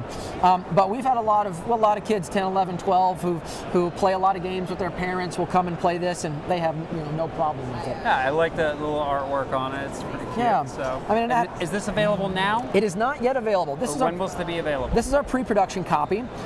So we just got this from the manufacturer about 3 weeks ago. Okay. It should be in retail roughly late August to early September, hopefully. Okay, perfect. That's when we've told our Kickstarter backers that we would be delivering it. Yeah, so late August, hopefully we'll deliver to the Kickstarter backers. The Kickstarter was earlier this year. We raised a little over, I think, $280,000 with 4,000 or 5,000 backers, so it did really, really well. People really like the science behind the game, and that's another thing I can mention real quick. This is a document here that was actually crowdsourced by roughly 20 PhDs and doctors across the globe that played the game and looked at the science, and then they actually wrote out how each of the components in the game represents the actual particle physics and chemistry. Oh, that's pretty cool, and it also covers the different scientists. That's right. Like that. That's right. That's interesting. And our team did not write any of this internally. This is written. Wow. This is crowdsourced by those 20 PhDs and doctors across the world. Yeah. That's pretty cool. So I'm excited to see this come out. Yeah. One other thing I forgot to mention here: Annihilation. So you can actually pay, and the cost is here 3 or 2 if this marker's back here. You'll pay that amount, and then you'll move it down. And what that allows you to do is cull cards from your hand, essentially completely remove them from the game. So as you're adding in these bigger deck building cards, which allow you to do a lot more stuff per turn, you can also get rid of a lot of these weaker cards. Those cards you started with. That's right. And that is Subatomic. I appreciate you sitting down with us. Absolutely. Appreciate it. It's very cool. Yeah. And we will see you folks in just a little bit. Cool. This is really cool. Yeah, thanks. That's pretty, I like that this was crowdsourced like that too. Yeah, and I mean, honestly, I'd rather have it that way. Ready? Okay. Hey everyone. That was really fun. I love science. So we are getting ready for the Q&A for Genius Game. So if you have questions, I noticed there's some popping in there. I've written them down. Who else likes science? I mean, I wasn't particularly great at math, but science was always one I really loved. So biology, chemistry, physics was kind of not so good for me. But I love that I'm seeing more science theme in games. When I was teaching children, I definitely used gaming in the classroom, but you know, you had very limited to choose from if you were looking for a specific subject. And I'm finding now, like, I mean, cytosis is on my shelf. I haven't played it yet, but I'm like, ooh, biology. And you know, this is gonna sound weird, but I have a love of the cell, and mitochondria was my favorite part of the cell. Does anybody have a favorite part of the cell, or is that super weird? So, I don't know. So, science games have a special place in my heart. I love the fact that, like I said, that they're coming out more and more. So I'm looking in the chat, so please say I'm not weird for liking mitochondria. But I'm glad to see there are also a lot of questions related to children. So this is great, and I'm definitely gonna ask all of this. Physics was your favorite. Physics was the one that I was horrible at, and I wonder if it was because it was math-centric. You know, I mean, they all tend to, like chemistry has it, but I don't know, I was much better at chemistry. Memorization. I like the memorization part of it. Chemistry. I forgot there was a chemistry flux. See, wow, you're having so many suggestions. I didn't even think about it at the time. So, oh, yeah, I see a lot of questions about the pictures in the game. I definitely want to know myself if it's real or if it's something made up. Ribosome and mitochondria for the win. Yes. Come on in. Yes. Hi. Hi there. So this is your best friend, which needs to be very close to your mouth. Hello. Yes. Is that too close? Is that no, good? the chat loves it. They will tell us if it's not good. So welcome. Hi, thank you. Yes, and we were just having a chat. So I'm a teacher. Right now, I'm not teaching children anymore, but I still teach. And we were talking about science and games. I love science. It's one of my favorite subjects in school. And so special space for, you know, chemistry and biology. But in the chat, we have a lot of questions about relating to how it's going to work for teaching and things like that. So if you don't mind, I've written them down. Okay. And we'll start with the first one. So how big is the market for education-based board games like Subatomic? Ooh, okay, so that's a great question. Right. First off, the tough thing about educational board games is that most people think they're terrible, right? Most people think the gameplay is bad. Right. That's been the biggest challenge for us, is pushing back against that. So the market itself is actually, I think the market that exists is really small, but the one we're trying to build is huge, right? Because there's lots of schools out there, and there's lots of gamers who are teachers or scientists and would love to play stuff like this, right? And then parents who want to take it home and play it with their kids. So that market is huge, but there's just this stereotype that the games are bad, and that's what we're trying to break, is that stereotype. Right. And we won't publish something unless it's endorsed by both the science community and the gaming community. So are you consulting? Are you consulting with people who are specialists in the field? Yes, not necessarily paid consulting, but we like, for an example, with Subatomic, this is a document, the science behind Subatomic, and we have another document just like this in Cytosis, our cell biology game. Okay, I have it, actually. I haven't played it yet, but I have it. And this document was crowdsourced by, I think, roughly 20 PhDs and doctors across the globe. They wrote every word in here. We didn't touch it as a team. And they played the game, looked at the science, and then essentially explained how all the game represents the actual science of using subatomic particles to build elements, and the particle physics and chemistry that goes into that. Right. Yeah. Okay. No, so we know it's accurate. Yeah. It's also been we had great reviews from gamers, and we have a lot of fun playing it. So. Which is good. It should be fun. I mean, science is fun anyway, but this is making it more fun. Have you heard from teachers that have had success using the game for educational purposes? Yes. So with this one, this one specifically not yet, because this one's not on the market yet. Okay. This one will be out in August or September. Our Kickstarter backers should have it in August. Okay. And then we'll have it in retail in roughly September, a little bit after. Okay, perfect. If we don't get it to our backers first, then we're going to push the retail date back, because I don't want any of our backers not having the game. Which is really important. It's very important. Absolutely. Yeah. But yeah, a few of our other games are used across hundreds of, using classrooms across the 55 countries, really. Oh, wow. So Ion, a compound building game, is endorsed by the National Science Teachers Association. Oh, wonderful. It was also Tom Vassel's number 5 on his top 10 games that teach science. Yes. Cytosis was number 1. Yes. That was nice. Yeah, so that Ion was number 5 there, endorsed by the National Science Teachers Association. Right. We have lots of teachers who are using that and covalence in their chemistry classrooms. Covalent bonds. Favorite. Yes, yes. Mine as well. Okay. Near and dear to my heart. I feel weird saying it, but I'm okay now that it's not so weird. Okay. No, I love it. I mean, I geek out on the sciences. I have a very interesting love for the sciences. It's one of the things that actually got me through a lot of tough times in my life. Oh, that's amazing. Yeah. Very cool. Studying, yeah. Listen, you're better off for it, right? Yeah, absolutely. So this is a really good question. Do you need to enjoy the science or science theme in order to enjoy this game? Or are the mechanics enough that I don't want to say it doesn't matter, but you won't feel like you're missing something? Right. No, that's an important question. I mean, I do think that if you're really, really into the theme, you're going to like it a little bit more. Right. Maybe even a lot more. Right. If you're really into, say, the role-playing of an RPG, or you're really into the theme of something and you want to get behind the character, then you're probably going to enjoy that game a lot more. With this, I mean, the mechanics will definitely stand alone. Okay. It's a solid game without knowing any of the chemistry or even caring about it. Right. And the characters are cute, right? You have Pete the Proton and Ned the Neutron and Ellie the Electron. They're cute little characters. If you don't know the chemistry, I don't think it's going to really detract that much. But if you do know the chemistry and you see how it all interacts, that might be something really exciting for you to see. Right. Even more fantastic. than And I think sometimes too with science, I'm going to jump in here. So fun hair color, makeup. There is a science behind it. So, that's kind of was like, I was actually very interested in the science behind, how does our hair turn this color to, you know what I mean? So I think science is one of those subjects people need to look into it deeper, because it's involved everywhere. So I think this is why I'm so happy that you have games like this to draw people in.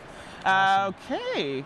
For non-gamer, okay, so sometimes on the box for games, I know what this person was trying to ask, they have a recommended age. Right. So for maybe children who do not play games, is that an accurate age that's on the box, or would you say, okay. For children who don't play games, it's much more complicated than a normal 10-year-old would be able to handle. Okay, so it was a good question. Yeah, I mean, I would say, like, we've had kids younger than 10 play it. Okay. But they come from gaming families, right? They know what a deck building is. So you say, here's your deck of cards. It's a deck building game. They go, oh, I know what this is, and they see how they can use those cards to start building things. Right. If you have to learn all of that and the terminology and everything else, it's going to be a little hard, even for 10, 11, 12-year-olds. Right. But with teachers, we've had teachers use the print and plays in their classrooms with kids who don't know it. They just keep it simple. They don't do the in-game scoring. Right. They don't do a lot of the other. They don't do the annihilation of the quarks or subatomic particles. They just play the straight deck building up your atom and then claiming elements. Right. Okay. You can do that. So just make and adjustments. Keep it simple. Right. Yeah, make adjustments. Okay. Yeah. Perfect. So we have. Oh, this is fantastic. Do you have any computer science themed games planned in the future? We have a couple that we've been working on. Okay. It's actually really tough. Computer science games have been really tough. So, well, especially because my background is in chemistry and biology. So I have an. Why didn't you start the conversation with that? Oh, yeah, Those are my two favorite sciences. Oh, awesome. So yeah, I have an undergraduate degree in environmental biology. Amazing. And then a master's degree in chemical engineering, or environmental energy and chemical engineering. But it was pretty much chemical engineering. And then I worked as a consulting engineer for a while I was teaching chemistry at the college level. Oh, wow. And also some biology and physics to high school and younger kids. And all the games are sort of a passion project with the science that I'm familiar with. Right. I don't know much, I don't know how to program. I don't know much computer science. If we have one, we're essentially gonna license it out from another designer. And we have other designers that have been working on stuff like that. We just haven't found one that we could really bite into and really appreciate as much yet. I have a deep respect for anybody who does data processing anytime. I took a class once. Wow, I have never felt so dumb in my life. And I'm a pretty smart cookie. And it's a tough job. So kudos to you for anyone who's in that field. So that's a great question. If anyone has designs of anything, biology, chemistry, physics, computer science, whatever, we're open. We want to publish as many of these as we can, and I can't do it all myself, right? And so far, I've designed all the games that we've published myself, and I would love to get designs from other designers. We just licensed a game or signed a game from Daryl Andrews. I know Daryl, fellow Canadian. He's an amazing, amazing human. He's great. I love that guy. He's great. Okay, well, he did not tell me these secrets, and we're now going to have to talk. Yeah. So this is great. So this is open for people who are, maybe have this game and you're like, I didn't want to show anybody. This is your opportunity to do so, and in such a fantastic theme of science. Yes. Okay, let's see if we have any other questions for you here. I see here, I think people are actually really excited about the theme of science, and you can see it in the chat here. Yeah, the two other games that we have upcoming that I can tell you about real quick. I was going to say, that was the next question. What other science game do you have in the back burner? Awesome. Perfect. Since we have a captured audience here, we have one game called Genotype, a Mendelian genetics game, and it's a push your luck betting game inside of a pea plant. You collect tiles if you get the parent alleles to match certain alleles, and then you bet on the outcomes of the next generation. Oh, cool. And you score points for getting the correct outcomes. Right. So you're working with Mendelian genetics inside Punnett squares. Yes. Inside of a pea plant, essentially. Oh, neat. High school biology, you had to learn about that for a couple weeks. So it's a really, really cool game that gets you into the science behind Punnett squares and traits and genotypes and phenotypes and homozygous, dominant, homozygous, recessive, or and heterozygous dominant. That's the other one I was looking for. Yes. Then we have another game. I think right now the working title is Elements, a periodic table game. And this one I am very excited about. So the first thing I'll say is I've been working on it for a while. It is very hard to make a fun game where the periodic table is your main map, because it's a very awkwardly shaped thing. Well, right? It is, absolutely. And how do you make a fun game out of that? I think I figured it out. Oh, okay. I'm listening. So essentially, do you want me to tell you about it now? No, listen, people want to know, when is this released? Take my money. This sounds like fun. Listen, I am as engaged as the chat right now, so please continue. Awesome. So essentially, what's happening is there's 2 markers on the board, and on your turn you have a hand of cards. Okay. They start off very light. You can either increase one of the markers based upon the atomic number. Okay. So going left to right, or increase or decrease, going left to right, or you can increase the marker based upon the number of valence electrons. So, so the column, right? The group. Yep. Now, when you do so, you can drop a cube, and you have certain goals, say stainless steel or something else that requires certain elements.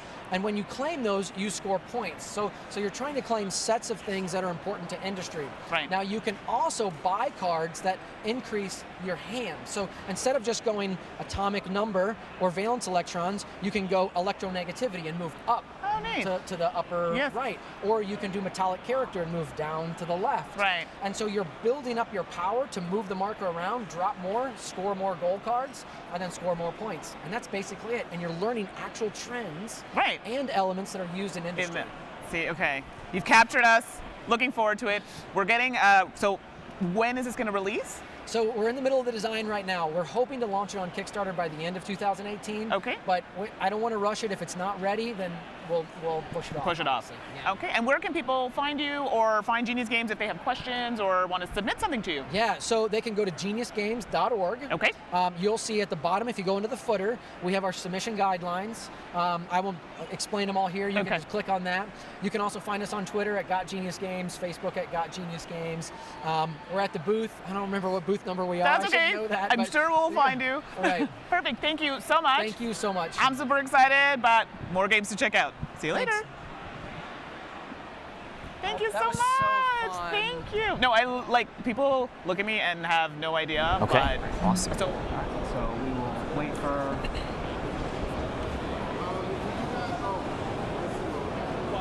What's up? Oh, we can scoot a little. Oh, this way? That makes sense to me. Yeah, you tell us where. Yeah. Oh, I get it. Ah, I gotcha. And then that camera's on. Yeah. Awesome. Perfect. Hey folks, welcome back to our 2018 Origins Summer Preview coverage. I am here with Ben from Elf Creek Games, and what are we looking at? Well, this, my friend Robert, is End of the Trail. It is a game where you are a prospector in the 1850s searching for gold kind of after Oregon Trail, as it were. And so you'll be exploring the different terrains and trying to find the most gold that you can. Okay. How we do that is with multi-use cards. And on these cards, one of my favorite things. Perfect, you're gonna love this then. We have 3 different types of information on these cards.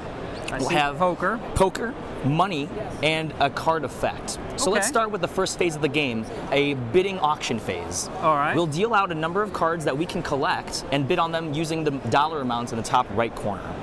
After that has been finished, we'll go into the prospect phase where we'll actually use those card effects to explore the land as we kind of illustrated here already. All right. Yeah, it looks like we have like oxen, shortcuts, horse. Couple different kinds. And so for this first animal kind of card, it'll tell you up to what row of tiles you can peek at. And from there, after we've taken a look, you can either place a tent down and claim that tile, or you can place your prospector on it to push your luck once the table round gets back to you to try to find one that's even more valuable. All right. If you do, then you can stake that claim. But if you find one that's actually of lesser value, you bust and have to put your tent there.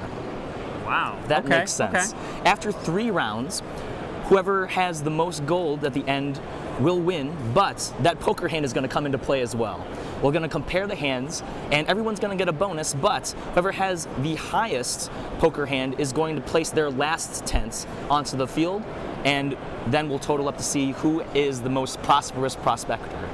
Oh, that sounds interesting. Now, you said we flip these over and look. Do they stay flipped over at that point, or is there? Great question. That is all going to be private information. So when we were talking about a bit of a memory aspect to it, a little bit of memory, a little bit of bluffing as well. You might go after one that you know is going to be more valuable, but you don't want anyone else to go after it.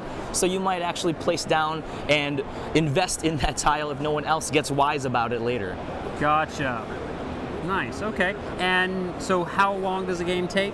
The game takes between 20 minutes to 40 minutes, depending on the number of players. So fairly quick. That's correct. Oh yes. And there's just enough thinking, yep, to keep you invested the whole time. And what's the player count on this? We can go up to 4. Up to 4? That's right.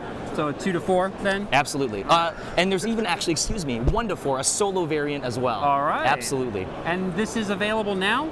It will be very soon. We have just starting to fulfill the Kickstarter campaign, and I believe it will be available soon after. Okay. So about when do you think it should be available? I would say sometime in the fall or so. Sometime in the fall? Absolutely. Perfect. This looks really cool. Now, I know you guys brought another game with us. That is correct. And we're going to have Galen come in and show us that game, but I appreciate you having a look at this with us. Thank you so much. We will have Galen step over. Perfect.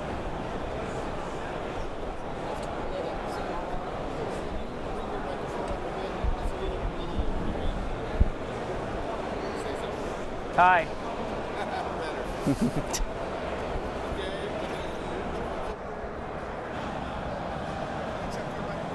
Check.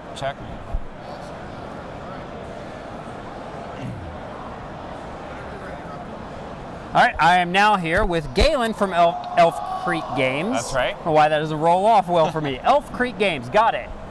What are we taking a look at here? All right, so this is the new and improved revised version of Atlantis Rising. Atlantis Rising came out in 2012, and it's back.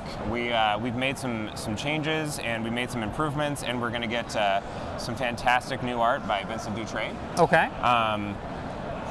Here's our cover. Very attractive Vincent Dutray Very nice. art. So Atlantis Rising is a cooperative game in which you are the counselors of Atlantis trying to save your island from certain doom at the hands of the gods, who are, of course, besieging it with floods and other misfortunes, trying to sink the island before you can get off. Sounds more like Atlantis sinking. It is a little bit. Hopefully there's a happy ending and you rise to safety through the cosmic gate you're trying to build. So you want me to tell you a little bit about it? Yeah, so for those who are not familiar with this game, how does this game work? So it's a cooperative worker placement game, essentially. You'll have some number of Atlantean meeples. Mm-hmm. You'll place them out onto the board into these different worker placement spots. But then the twist is each person will draw a misfortune on their turn. And depending on what that misfortune is, some section of the island will be flooded. Okay. Now, if you happen to have a meeple there, they're going to run back to you before they complete their action.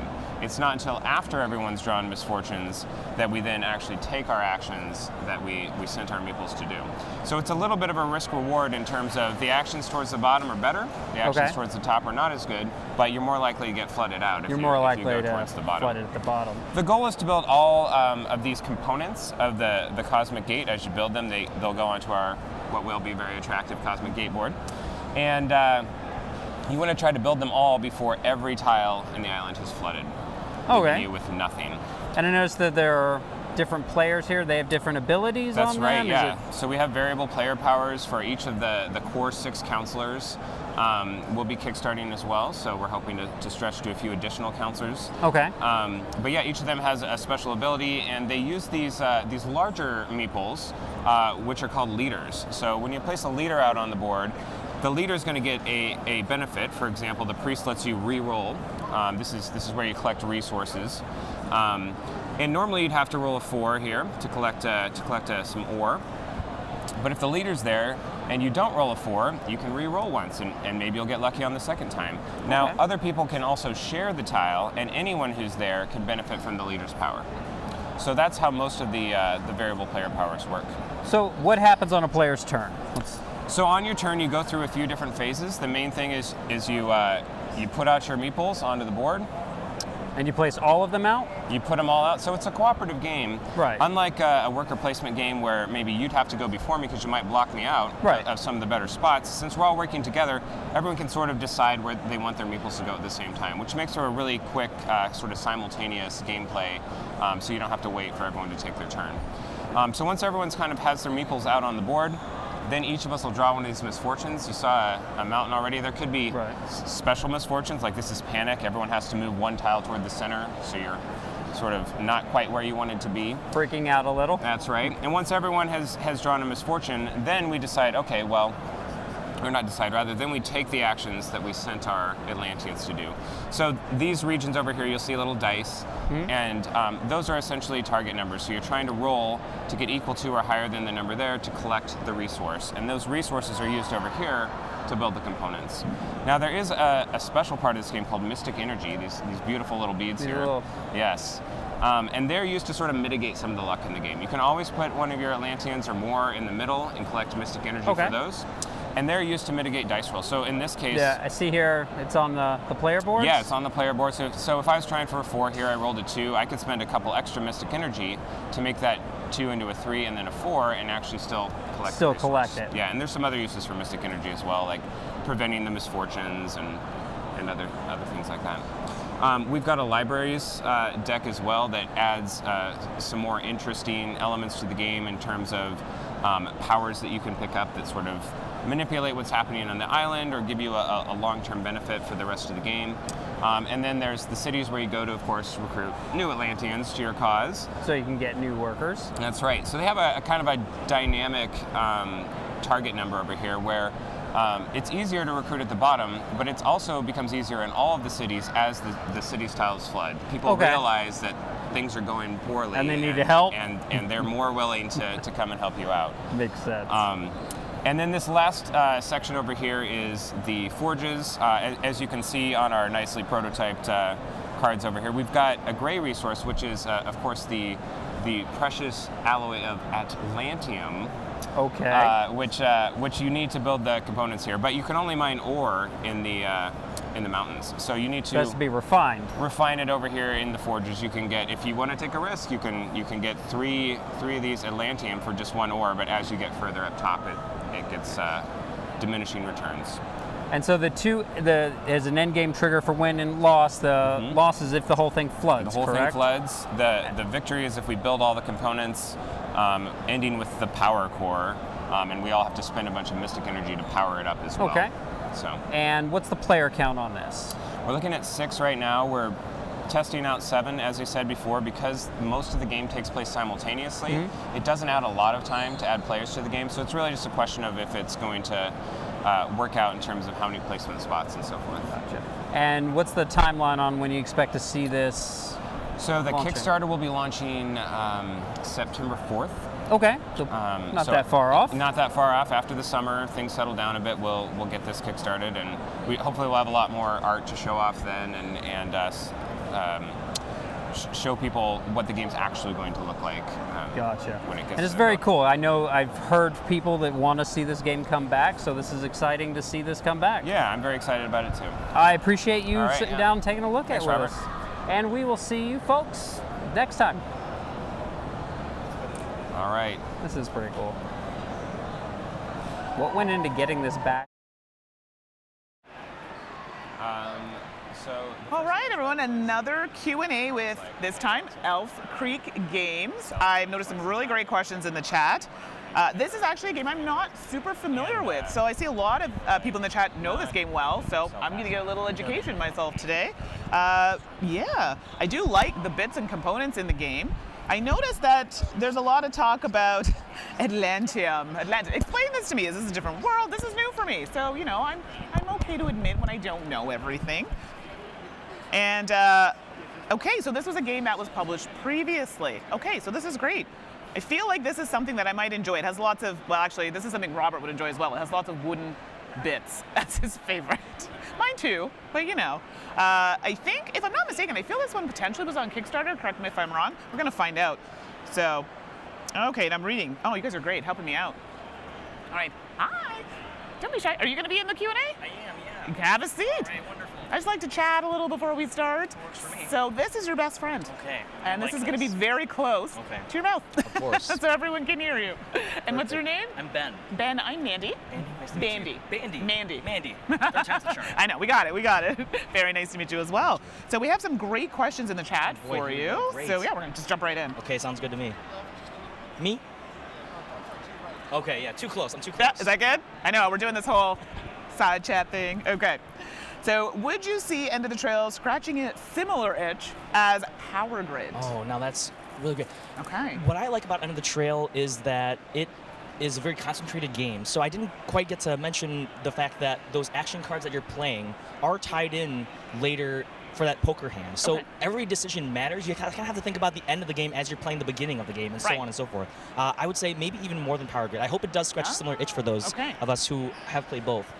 For me, I would say that End of the Trail is more my cup of tea, more my tolerance level for games. So if you like things that take a little bit shorter, I think this could be it. Okay, so the length of the game is not as long. No, not at all. Okay. So is it a game where you have to do a lot of planning? I know for Power Grid I'm one of those people, I'm not a planner. I just play and whatever works for me. Is this the type of game where I need to plan? Well, I'll tell you what. I have one plan when I go in, and that is to make the best poker hand that I can, because it matters so much, I feel, at the end. So whatever you can do to kind of get that full house, I always shoot for the full house, I think that's going to help you with the end of the game scoring. Yeah, so there are a couple things, tough decisions that you have to make, because of course the cards are balanced with the higher end of the suits to be a little bit lower in the value of tiles that you can explore and so on. Okay. So there is a fair amount of planning, but nothing that's going to burn your brain too much to not be able to play anything else afterwards. Okay, well that's good then. Okay, so you can continue your game night. I love the poker aspect. Actually, I'm surprisingly very good at poker. If my brothers are watching this, I'm sure they're grumbling because, you know, I always win. Well, there you go. Okay, well, how does this new version differ from the 2012 version? Oh, that's a great question. I didn't actually realize it was another version. Well, and tell you what, I think that's a question about the Atlantis Rising. So yeah, and I'm seeing that here, Atlantis Rising, so this is perfect. I'm so sorry. Yeah, we have another representative as well. I don't know if we want to like just live swing around. But sure, yeah, because the people were, and I was confused because they were kind of going between the two things. So this is where I said I'm not very knowledgeable about this particular game. You're so totally fine. Let me see if I can call him over really quick. Yeah. Hey, Galen, you have a question about Atlantis Rising? So you may have to. Hot potato over here. Yeah, you can do a little switch. Yes, sir. Switching. All right. Hello, everyone. So we had a question, and then we started talking about Atlantis Rising. So this has come up, and I said I'm not super knowledgeable about this game in particular. So someone had asked, how does this new version differ from the 2012 version? Yeah, that's a great question. Yeah. So there's been a few changes. Most notably, we've completely jettisoned the Atlantean Navy, where you have to, it was sort of a tax on your workers. It wasn't a particularly fun part of the game. So we got rid of that and just implemented a sort of round tracker that ramps up the difficulty until the island eventually sinks if you haven't succeeded. Oh, wow. So we did that. We made the components a little more interesting. So they used to be when you built the components in the game, you would get a benefit immediately. Now they provide a new worker placement spot for you. Right. So new powerful abilities that anyone can use, not just the person who builds the components. That's another big difference. And then we've changed a few of the library cards around. The way that the cities recruit is different. Yeah, those are some of the notable changes. There are a few other small tweaks. Oh, I should say also, all the counselors now have new and improved player powers that are less prescriptive and more cooperative. So you effectively have a power that affects every meeple on a tile, and so other players can go there and benefit from your power, which is pretty cool. Okay, fantastic. Has the art changed significantly from the previous version? Like I said, I'm not 100% knowledgeable. Yes, absolutely. So the new art is going to be done by Vincent Dutray. We think he's absolutely fantastic. I love Vincent Dutray. It's one of my favorites. Yeah, he's great. So he's doing all the art for the game.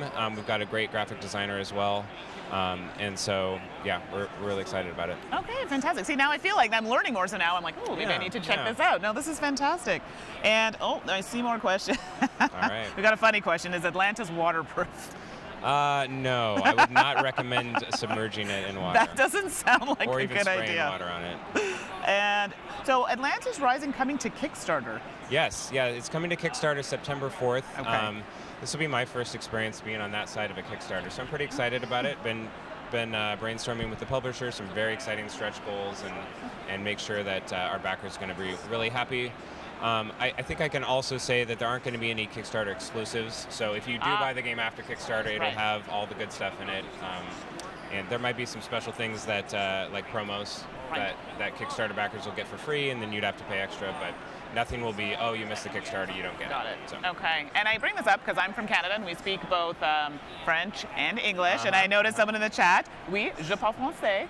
So my question is this something that's going to be available in other languages? That's a great question. I certainly hope so.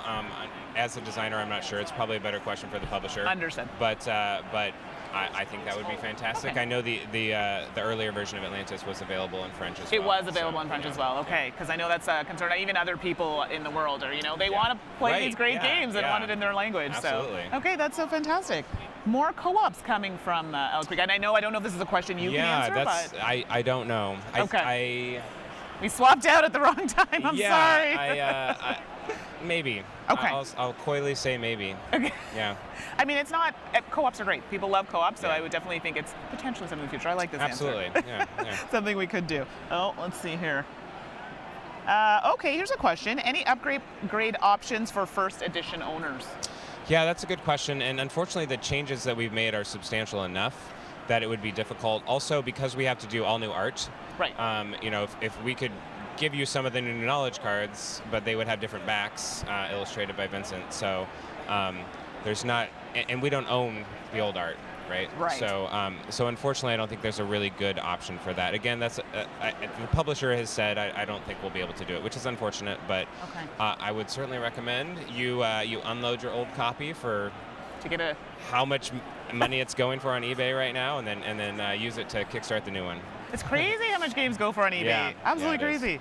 And let's see here. Okay, around what time frame are you looking to deliver on the Kickstarter? Again, I don't know if this is a question you can answer. Yeah, I'm not sure. I do know their last game, End of the Trail, that Ben just talked to you about. Yes. They kickstarted around the same time, and it's out now this summer. So I'm guessing we kickstart in September. Hopefully it'll be ready next summer. Okay. Summer 2019. This is fantastic. And it's, let me just make sure I'm not missing any questions here.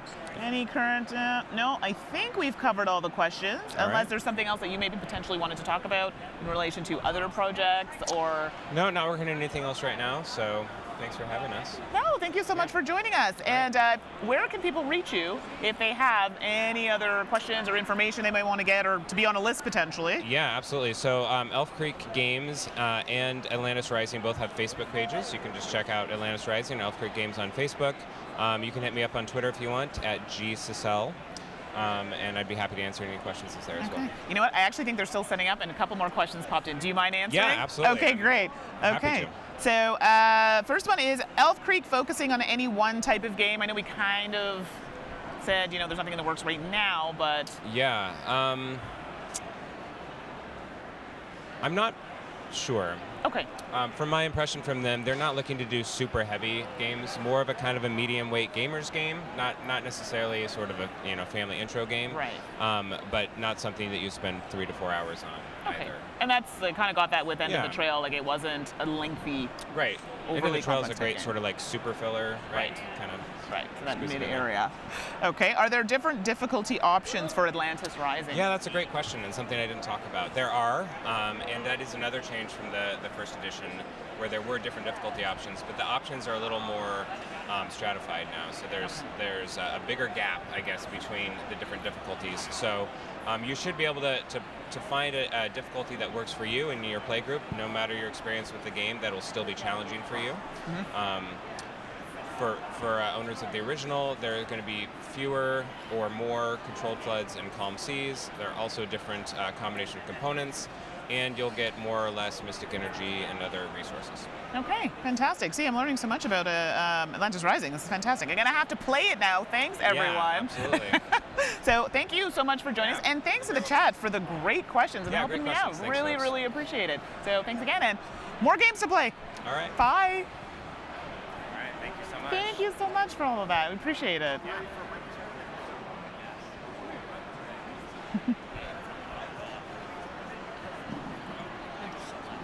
Oh, you were there? Really? Yesterday, Oh, and okay. I'm here, so. That's awesome.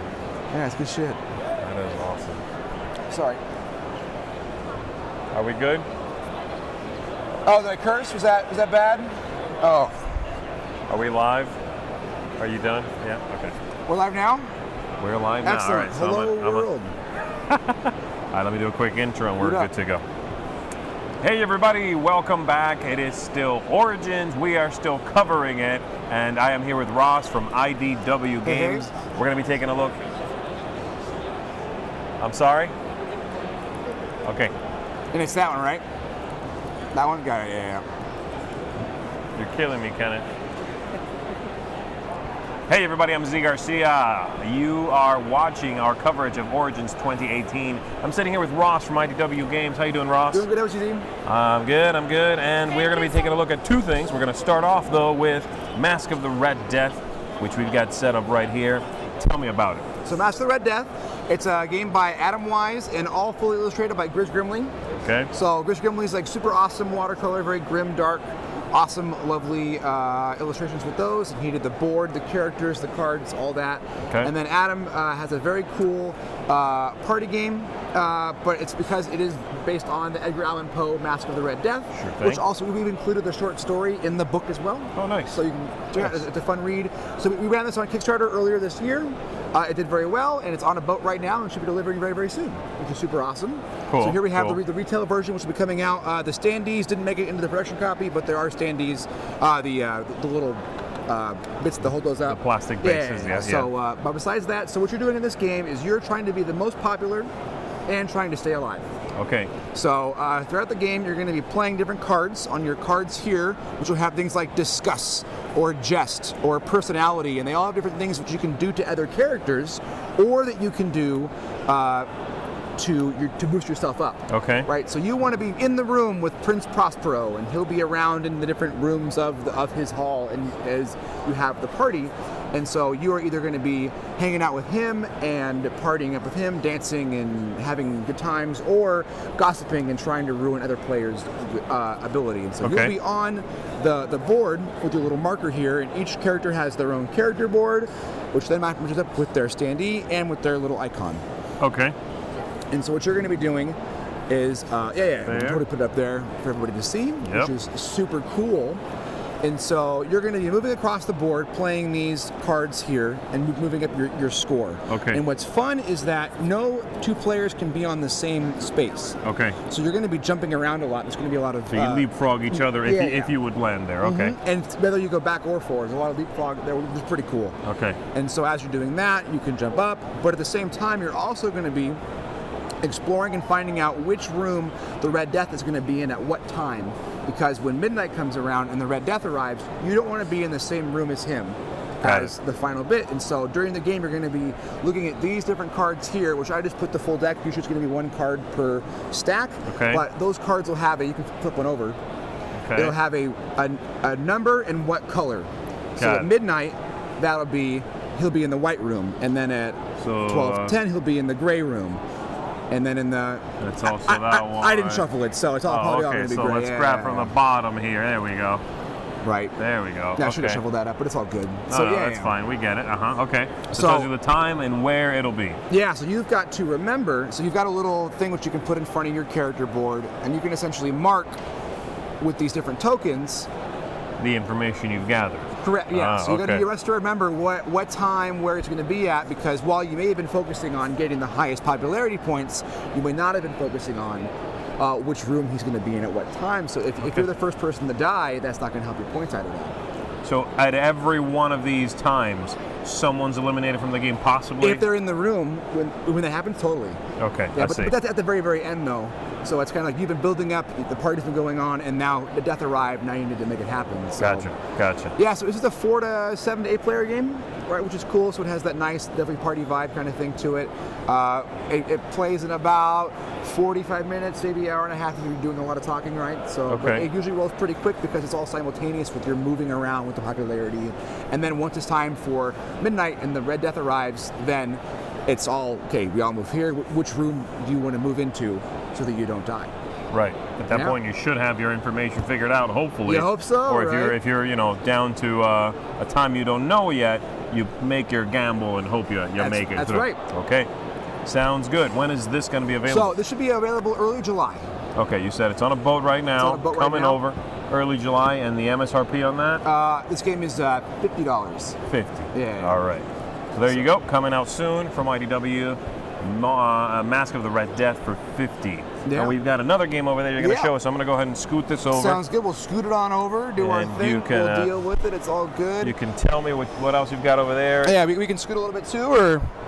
Yeah, we could try to do that. There No, we it's all good. go. We'll just push it down there. Make sure So you've got a game based on Death Note. Death Note, that's right. And so it's a Jordan and Mandy game. So they've made a lot of really cool stuff. And so you're playing as Elle or as Kira in this game. Moving the dice over and everything. There we go. Okay. So what you're doing in this game is a head-to-head game. All right. And two so, players. And we've put it right in the anime where Elle is trying to figure out who the killer is and who Kira is, right? Okay. And so it's when they're feeding different information into the TVs in the certain regions to figure out where he's at, because they figured out that the killer was killing based on the TV announcements from the news. Okay. So there's two books here. So One's each for player Kira, would one's have for one Elle. of these. Okay. Yeah. And so there's a chapter 1 and a chapter 2 because it gets a little crazy. And so here's the chapter. Chapter 1 there and this. So it's you write in the book, do the whole thing. There's a whole bunch of pages, which is fun. So you write on it. That's it. But there's a whole bunch there. You can kind of already tell you've already done a couple games, right. Yeah. And then what's fun is you've got all the rules you need to play right on the bottom page. So every page, there's no need to have to flip back to the front or whatever, because you're going to be able to see what's going on right there. And so what'll happen is, let's say you are Kira. I'll be Kira, right? Okay. So I need to find out which killer is me, because one of these guys on the board is going to be you. Okay. So for the suspects, so you're going to take your deck, shuffle it up, and then you're going to draw one. So I'm going to be suspect K. So you wouldn't know that. You're trying to find out where I am. So suspect K is right here. So then I'll take this square, because you're going to have one as well. All right. And then I'm going to go find suspect K on the map, which is right there. So I'm going to put it right there, and that's my kill range. Got it. So I can kill anybody who's hanging out in here. And along with that, I also have 2 other I can kill outside of that zone. That way it's not just you're able to get me right away. So we're playing the first person at 15 points. Okay. So the knife kills are worth 1, gun kills are worth 2, and bomb kills are worth 3. Okay. So you can see there's different little guys there that are doing different stuff. So now that I've picked my guy and you've picked your thing, so how would I pick mine then? You're gonna, you've got this thing. You've just got it. I'm not using it yet, but I've got it. You need to find out where I am. Okay, got it. Right, and so at the beginning of each turn. I mean, I'm pretty sure you're a K, but you know. Well, now that you have the inside information, right? Really good at this game, clearly. Yeah. So you'll have. So at the beginning of the game, it's going to be so these are going to be A/B both sides. It's early production copies, so they didn't get that needed to be BBAA, but it's all good. Got it. So we'll each have one of these, and it's going to be a. We're going to, for the first turn, we're going to flip this over, and it says A or B, right? So it's going to be a bomber at 3, a shooter at 2. So at the beginning, you have to pick which one I'm going to pick. Between A or B. A or B. Got it. And it's just super random. It's A or B. We can get points here. Why don't you pick one and I'll just say one out loud then. Go ahead. I know what you're picking. Cool. Ready? And I'll do B. Right? So Okay. B. Good call. Look at that. Amazing detective skills. I'm sorry. I am good at this. No, it's super good. So let's say you got it right. So what'll then happen as you're the detective is that you'll be allowed to draw a card off this deck. Okay. And that will let you know you're not. I'm not suspect P. Okay. Right. So the cool thing is you're going to keep that information to yourself. Okay. Right. Which is helpful. So you wouldn't know what I've eliminated. I would not know what you've eliminated.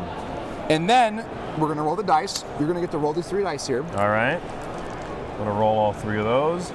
Gun. And that's the information that you're going to release of which killers are going to be. That way that I can guess which ones I want to kill.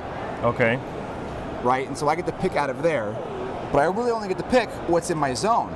So when I looked at K, I get to pick. I've got these guys here. And so I would probably say, hey, I want to pick gun 17. Mm-hmm. Maybe gun... I can pick one out of my range as well, because I'm allowed to pick 2 that are outside. You want to throw me off. Yeah, right. I got to throw you off, right? If you pick 17 and 23, then you're going to know right away. I'm like, well, you're really close to that. You're one of these. So you get to pick ones that are out of it, and so I'd be like, oh, also gun 6. Sure. So right. And that way I would know you're either in this zone or this one. You technically could have picked both your outer ranges on the same turn. I could have. That's totally throw you off, right? Yeah. So you're playing to 15 points. And that's the way thing there. And so it's that you have to kind of get a race of I could throw you off long enough for me to get enough kills, or are you going to get me in time? Interesting.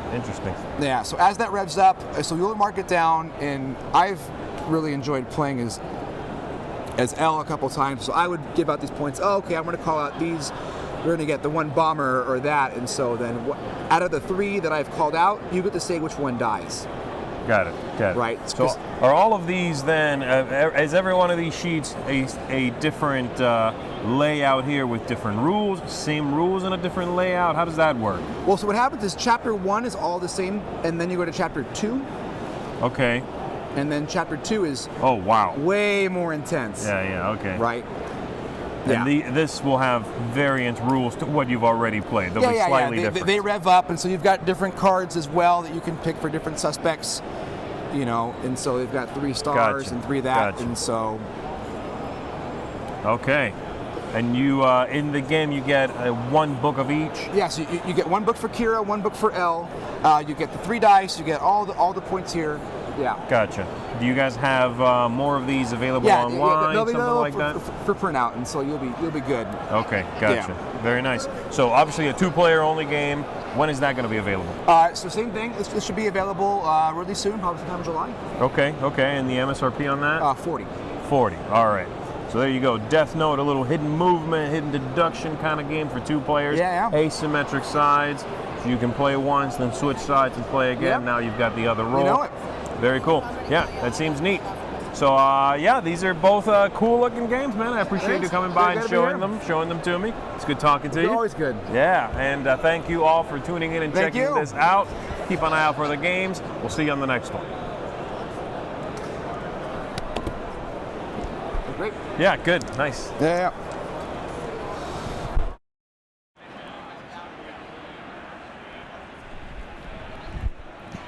Is Ross going to come over and join me for some Q&A?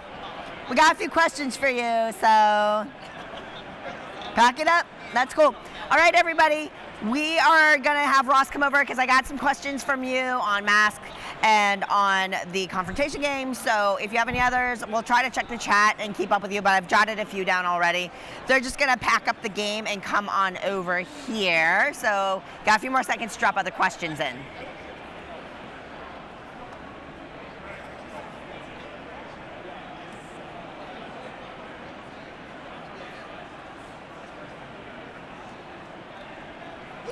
Hey, Ross. Good to see you. It's good to see you. Take a seat, make yourself home.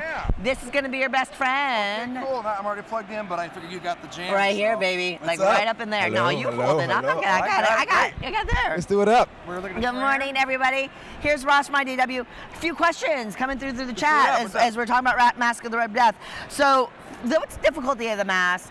Oh, this way, right here. Like that? A little bit more? Great. Yeah, we like go. the frame. All right, yay, here we go. There we go. Mask of the Red Death, right up here, okay? Like, right here, there we go. Got it. Difficulty level of the deduction, stuff like that. I mean, obviously, there's a little bit of a darker theme, but from a difficulty perspective. Well, so the hardest part of the game is going to be remembering which room to be in at the right time. Mm-hmm. And so we found for the different playthroughs that we've done, it's going to be, it's not as hard as long as you're keeping track with your little tokens, like behind the thing, okay, that there. Where I found where it gets difficult is once you're moving around and death is there, how to make sure that you move yourself to the right room, because you only have 1 or 2 movements depending on the cards you have, and so it's that extra, okay, I gotta make sure I've lined myself up to get there. But it's like it's any kind of, like, if you play Spyfall or any kind of like other deduction game, that kind of stuff, like it's kind of that same boat of. It's not super heavy, so maybe it's not super heavy. No, it's party mode, but at the same time there's still enough depth where you're like, if you mess up, you're dead, right? Okay, so, yeah. Okay. And the clock tower, obviously a really cool piece on the table. Does it have any gameplay impact? No. No, it's just there to look rad. It's just table playing. It's magnetic too, so it clicks, so it folds out flat, and then you can fold it up and do it up, and it's good to go. It's magnetic? So. Yeah. That's actually super cool. A lot of people put this stuff in boxes, and then like it's hard to put back or whatever. That's a really nice folds detail. Out. It's really nice. I like that. Any thoughts on kind of, Mask of the Red Death has like a larger player count, right? What's the player count on that 4 one to 7. 4 to 7. And does the game feel differently, like if you're playing with fewer versus the higher player count? So we've played a whole bunch of it. Obviously, and during the Kickstarter, we played it a whole bunch as well, right? Yeah. And so because a lot of the simultaneous movement, in the sense where you're moving along the popularity board and you're doing a lot of leapfrogging. Yeah. I placed the same amount of time, I didn't feel that we added on that much more time to it, so it was pretty good. Right. I really enjoyed it. I think obviously as in a party game kind of environment, it plays more fun with more players, but at the same time, 4 was great, 5 was great. So yeah. Awesome. And then on the confrontation game, Death Note, right? yeah. Death Note, confrontation. For people, now I love those kind of booklet 2-player deduction game, and I don't read the manga, right? I know only like anecdotal, but it looked really cool to me. What's your sense on if you aren't a Death Note fan? So if you're not a Death Note fan, no worries, right? Yeah. It's a very trying to find out who the killer is. Yep. Right, and so essentially you're releasing the information once you roll the dice, and you've got the you're gonna let them know which one is gonna kill and the whole thing like that. Like, or he's going to let you know who kills what there. It's just you're just trying to figure out what's going on, where's that deduction happening, how do I find him? So even if you don't know about like Kira or L or all the whole anime stuff, it's just a really clever, like, I'm going to find out where you are and what's going on. It's just a solid 2-player kind of hidden it's thing. Really quick. When they pitched it and we played it, I'm just like, this game is so good. Yeah. It's great. Yeah. Well, Jordan and Mandy are they're phenomenal. They're great people. They're great designers, and I love because Death Note's a pretty dark material. It is. So it's really interesting to see something like that come out of Jordan. It's gaining a lot of traction right now too. Because it had the movie, had a movie, and stuff like that. Yeah, exactly. So it's going really well, and the game's really great. It looks awesome. Yeah. So, are we all wrapped up? Oh, we're just hanging out. We're getting gestures from our support, and we're like, talking okay, so close. We forgot we're gonna do. Hello. All right. How you doing? Right we definitely have other questions while they're still setting up. What's up? But not necessarily about these games, but other games. So, any more content for Teenage Mutant Ninja Turtles planned? So we announced after our Munchkin Kickstarter that we will be doing another Shadows of the Past Turtles miniatures game. So we're gonna be doing City Fall, which would be super cool. So it's going to be designed by 2 of our lead guys in the community, Daniel and Pete, and they've been super phenomenal over the last year, nurturing this awesome Shadows of the Past community. So we're going to be doing a whole series of games with the Turtles miniatures. So it's going to have Shadows of the Past, we're going to do City Fall, we're going to have some other stuff in line too, so it's going to be a lot of fun. So definitely. Oh, yeah. What's time frame for that kind of thing? Well, so we're hoping to have a whole lot more, probably through a Kickstarter later this year. Okay. So Gen Con, we should have some more for that. Cool. So it should be pretty cool. Okay. Yeah. And then what about Planet of the Apes? Any more thoughts on that? So right now we had our Planet of the Apes game with Richard Lanius that came out, and it was really, really fun. We really enjoyed it. I think we're still exploring what to do next with Planet of the Apes. The game did really well. We just have a lot on our plates. Right, and so obviously, like, we got this and that, and so totally. I know we really do want to explore more with Planet of the Apes, but I think it's just finding the right thing for it. Yeah. So right now, nothing's been announced or anything like that, but it's good that people are still asking what's next. Yeah, totally. Right. At least some people are interested in it. And then just for you, like, because IDW does a lot of IP-based games, and I know you're really deep behind this.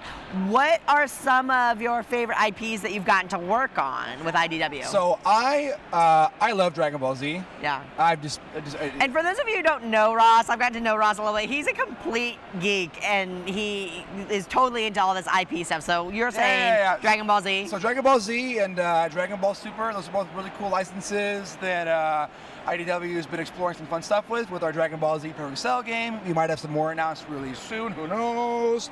And that's been really fun. So I really enjoyed Dragon Ball Z. At the same time, working with Turtles, just being at IDW is really, really cool. Like, there's the depth of the IPs we get to work with and the passionate people that get to work at the company, because we're on the comic side, they have Star Wars, and they've got Star Trek, and they've got, like, you name it, we get to work with it. So it's cool every day that we kind of get to hang out and go, oh man, what's the plan for DuckTales? What are we going to do with this? And so even though I'm not really involved on the comic side, it's so cool to be involved with a lot of those IPs. And on the game side, like, we have all our Atari stuff that we're doing stuff with. Yeah. We just finished Missile Command and stuff. Oh yeah, and we just finished the Nickelodeon's 90s Nicktoons stuff. Oh, it's so fun. You know, Splat Attack's super cute. I wanted to bring it, but I only had so much space, right? So, but so we've got all that, and then also I really enjoyed working with Batman. So we've kind of teased. We have the Batman animated series, Gotham City Under Siege game. So we'll have more for that soon. It couldn't make an appearance at the show we wanted to, but the Joker kind of gets involved on some stuff, and so we'll have a lot more with that coming out. I'm really excited. thanks so much, Ross, Glad for to be joining here. us. It's Thank nice you. to see Always you. good to see you, too. All right, we're going to throw over and talk to Pencil first. I should look more at the camera probably, but it's all good. It's all good. It's all good. That's awesome. Thanks so much, Of course. man. Have a good show. I'll see Sue's you in a minute. scrambling there. Hey, Ross. Yeah. I left the mic on you. Yeah. Kenny. I know. Yeah. Oh, crap. Good to see you again. Have a good day. Sue's the real pro. There you go. You're the real pro. Mike. Yeah.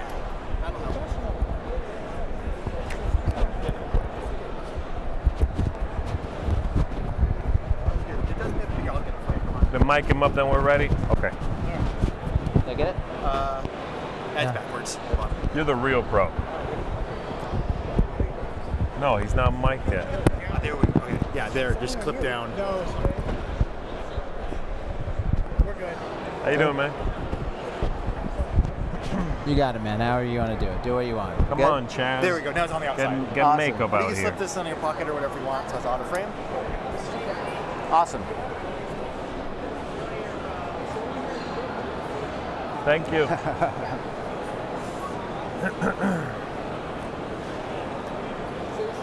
All right. Hey everybody, I'm Z Garcia. This is the Dice Tower. It's still Origins 2018, and I'm sitting here with Ed from Pencil First Games. Hello. How you doing, Ed? I'm doing well. I'm doing well. And we're going to be taking a look at the latest from Pencil First. This is Herbaceous Sprouts, based on, of course, on the theme of Herbaceous, a previous release from you, but a brand new thing. Yep. Brand total, new game. brand new, standalone. It's actually live on Kickstarter right now. Right now. So this is. If you like what you see, go back it. All right, tell me how this all works. So, you know, you don't have to be familiar with Herbaceous to play Herbaceous Sprouts, but if you are, some of this will ring a bell. But Okay. basically, in Herbaceous Sprouts, we are competing to become head gardeners. And we have one community garden that we're going to be working on, and we are going to be planting our sprouts into that garden, here, and any of these spots. Okay. And we're going to do that by using our seed dice. Okay. So this is a dice drafting and manipulation game. We're going to be collecting dice. These are all prototype dice. The actual, these are the production samples, so they're going to be like the Star Wars Destiny 4-color, the nice print dice. Yeah.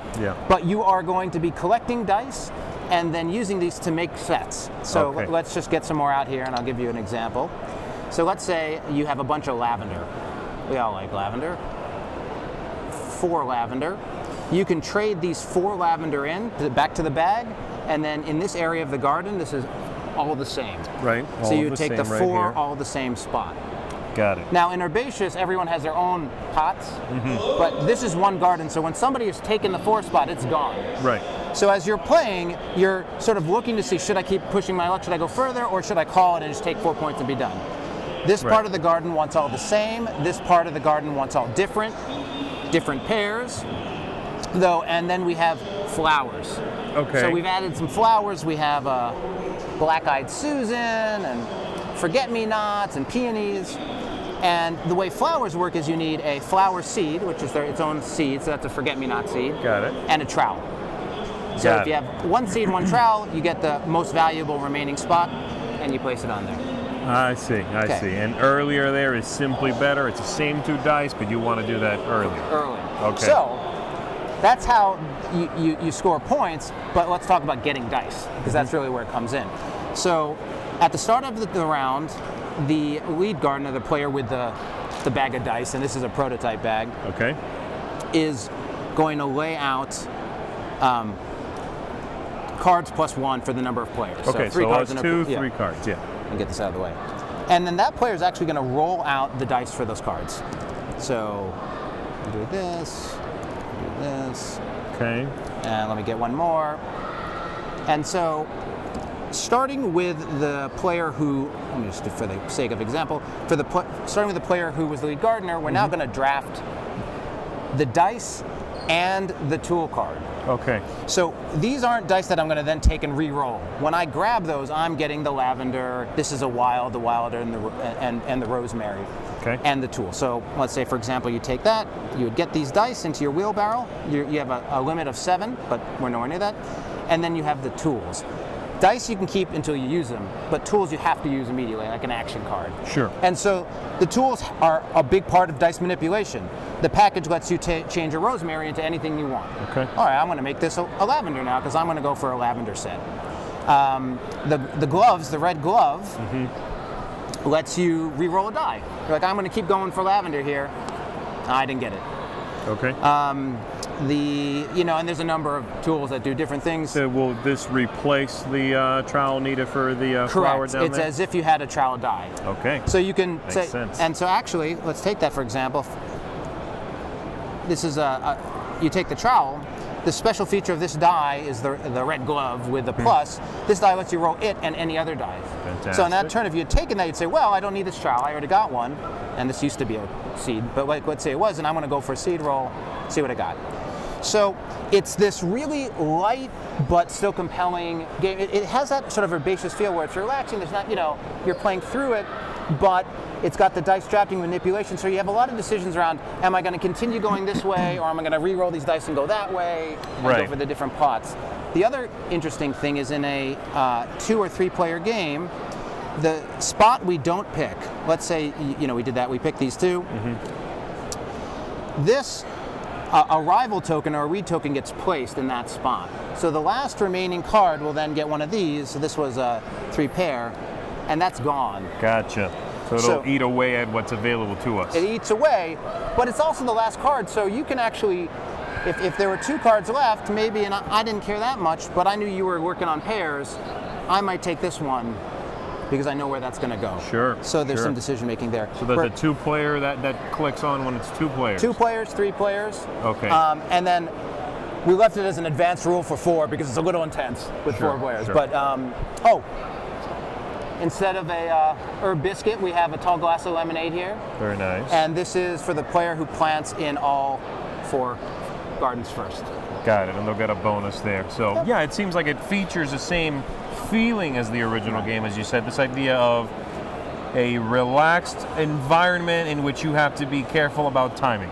Right. You really want to focus on what you're doing and figure out when is the moment to rip the cord here on this. Right. So, but obviously all playing on the same board and having a tight time sometimes, especially with those rules in play. Very neat. This plays 2 to 4 then? 1 to 4. 1 to Keith 4. Mateka, Thunderworks game. I'm helping them at their booth, but he did a solo mode as well. So it has its own Master Gardener and Assistant Gardener card that'll be flipping over, changing up each round, and then on certain rounds, different actions will happen on that deck. Okay. And you actually are playing versus another player using those rival tokens. So gotcha. They can get the lemonade before you do, and you got to beat their points and that kind of thing. So he did a really nice job with it. So it's 1 to 4 like all the other ones. Did he do the solitaire rules in your Sunset Over Water? Yeah. So the team, this is the same team for Herbaceous and Sunset Over Water. Stephen, the lead design on the main game. Keith Mateka doing solo. Beth Sobel with the illustration and incredible art. Ben Schulman doing graphic design, and I'm doing development and then production and Kickstarter and all that as well. Right. Yeah, I really enjoy the solitaire version in Sunset Over Water. He did a really nice job. Yeah, it's great. So that's exciting that there's a solitaire mode in here as well. Fantastic. So 1 through 4 players then. When is this going to be available? So, as I said, it's live on Kickstarter now, if everything goes well, and it's funded, so we're very excited. I'm hoping to get this out by the end of the year. Okay. Though I gave myself a little more room, it may be Q1, but hoping to move quick with it. Very cool, very cool. So yeah, Kickstarter right now. Go check this out. Check out their other games, Sunset Over Water, Herbaceous, available now, Yes. both of those. There you go. And that's what we've got for you. Thanks, Ed, for coming by and chatting with me. I appreciate it. Looks very neat. Thank you all for tuning in and hanging out with us. We'll see you on the next one. I go over there now? I believe you do, my friend. Awesome.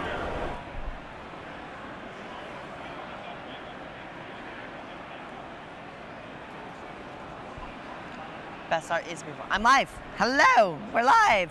Ed's gonna come over. Edo's gonna stop by and maybe answer a few questions if you have any. So feel free to drop them in the chat, and I'll do my best to get them answered for you.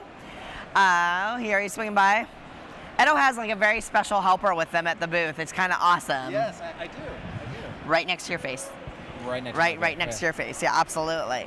So yeah, who's your special helper? My son Ethan he's 10, and this is the first sort of extended con. He's come with me to help run the booth and hang out and have fun. And best booth helper ever. Yeah, I love it. It's going well. Yeah. It's going. He was handing out flyers.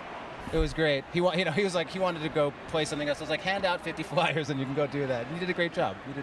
Yeah, it's awesome. I think that people are really enjoying. A lot of the comments are talking about how much they're enjoying, like Sunset Over Water, Herbaceous, and like really enjoying the partnership between you and Steve, and so of course Stephen. And so they're wondering, can they look forward to more collaborations between Dr. Finn's games and Pencil First games in the future? Yes, they can. So Herbaceous Sprouts is live on Kickstarter now.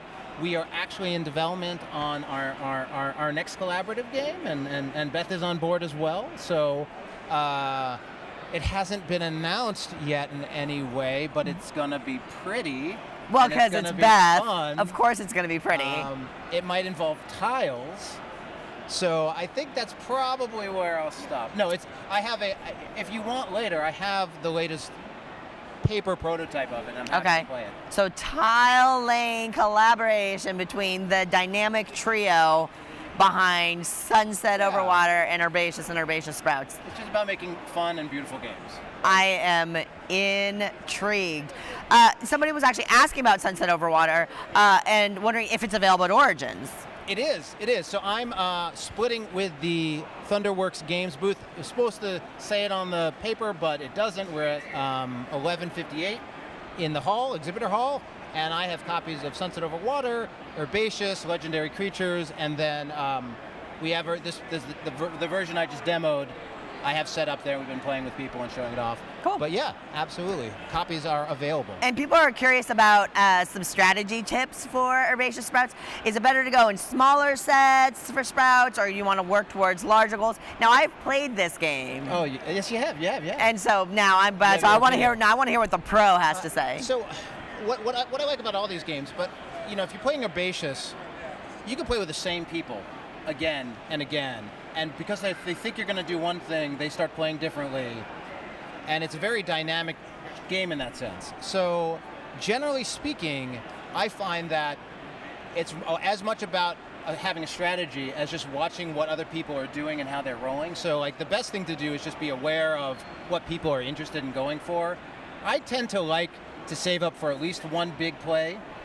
So like going for like a 5 or 6 all the same, or 3 pairs. Just because you want to like have that one big thing you did. Yeah. So I usually pick one and I go for it and hopefully make it there or pivot, and then everything else after that I usually just try to score as much points as possible. Cool. The Lemonade card isn't as high value as the Biscuit was in Herbaceous. Right. But it's still meaningful. So Steve, whether you've played these games or any of Steve Finn's games, he is amazing at having like compelling decision-making games that still are really tight. So Herbaceous Sprouts is the same. Like you're going to be playing it and the score band will be really tight, even though everyone went in different directions. Right. And somebody was asking, do you play test with your kids? Do kids get to be part of the play test for these games? Because they're fairly, they're not kid games. No. I mean, they're family, right? Yeah. They absolutely play. They play at different stages. Yeah. They see these games for a long time. Right? You got to really understand, like a game like Herbaceous Sprouts might be on Kickstarter now, but we started, working on it a year ago. Sure. Yeah. And so, and I work out of my. I mean, this is still mostly hobby, right? But I still work from my kitchen table or dining room table at my house. Right. So they see it a lot. So we absolutely play, but it's just not the kind of. A lot of times I play with their friends or other kids. Sure. Who haven't seen it and don't get tired of it. Yeah, sure, that's fair. We were at Gamecast and we were playing the game that we were talking about before, and they gave some good feedback. And the mystery game. But Ethan and Evans ate. No hint at theme or title or. It's going to have a lot of gorgeous small little objects. Ooh, intriguing. Yeah, I'm excited. I'll leave it there. And then, Kickstarter can be tough, timing-wise. Like if you can't jump on it for a variety of reasons, it can be tough because sometimes you feel like you're missing out. Do you have any thoughts on like stretch goals if people are unable to back Sprouts now? Is there any chance that through conventions or through websites that they might be able to pick them up later? Yeah, it's a really good question, and it's really there's a lot. I know of bits to it. You've got a lot of thought. Yeah. What I end up doing, which has seemingly worked, is all of the Pencil First games are what everyone's getting in the mail is by and large the retail version, right? So what stretch goals, everything that makes the game bigger and better, or that all goes in the box. In the box will be available. I do these little mini expansions. They're usually on the order of 4 to 8 cards that get added in, and they're not. I really think of them as a little fun extra you can add to the game, and sure. they're really not critical in any way. Yeah. But those are what I do for Kickstarter exclusives. Right. And what I end up doing is I make those available during any of my Kickstarters for anyone interested. So if maybe you don't want to do Herbaceous Sprouts, but you have Herbaceous and you want the Herbaceous mini expansion, you can just come in back for $1 and then get that I do it for $5, and you can and I'll mail it to you. And for some people, I'm just mailing it to them now just because it's already done. But the other interesting things at Origins, for those of you here, since the Herbaceous Sprouts campaign is live now, if you come, you check out the Herbaceous Sprouts campaign. I'll also do the expansions, which I have here. But they're small. I mean, for the most part, if you can't do it and it doesn't work for you and you want to hit it at retail, we've had a pretty good track record of getting to retail now, which not every Kickstarter does, right? I mean, it's not that easy. I think you're going to get a fabulous game. And then if during a future Kickstarter you're like, hey, I missed the Sunset Over Water little pack. Sure, yeah. That's how I've been doing it. Awesome. Edo, thank you so much for joining us here. It was great to hear about it. I wish you all the best on the Kickstarter for Herbaceous Sprouts, and I look forward to hearing more about your future project with Steve and Beth. Yeah. Thank you, everybody, for joining us. We're going to head back over and look at Capstone Games. Awesome. Thanks.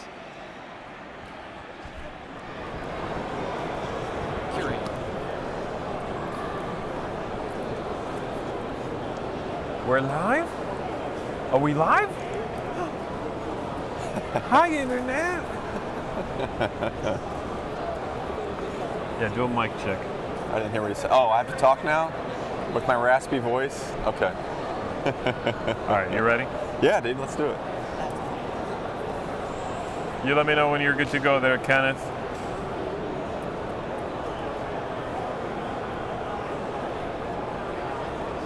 Hello, everybody. Welcome back to our coverage of the Origins 2018 goodies. We're going to present another one for you, or rather, Clay is from Capstone Games.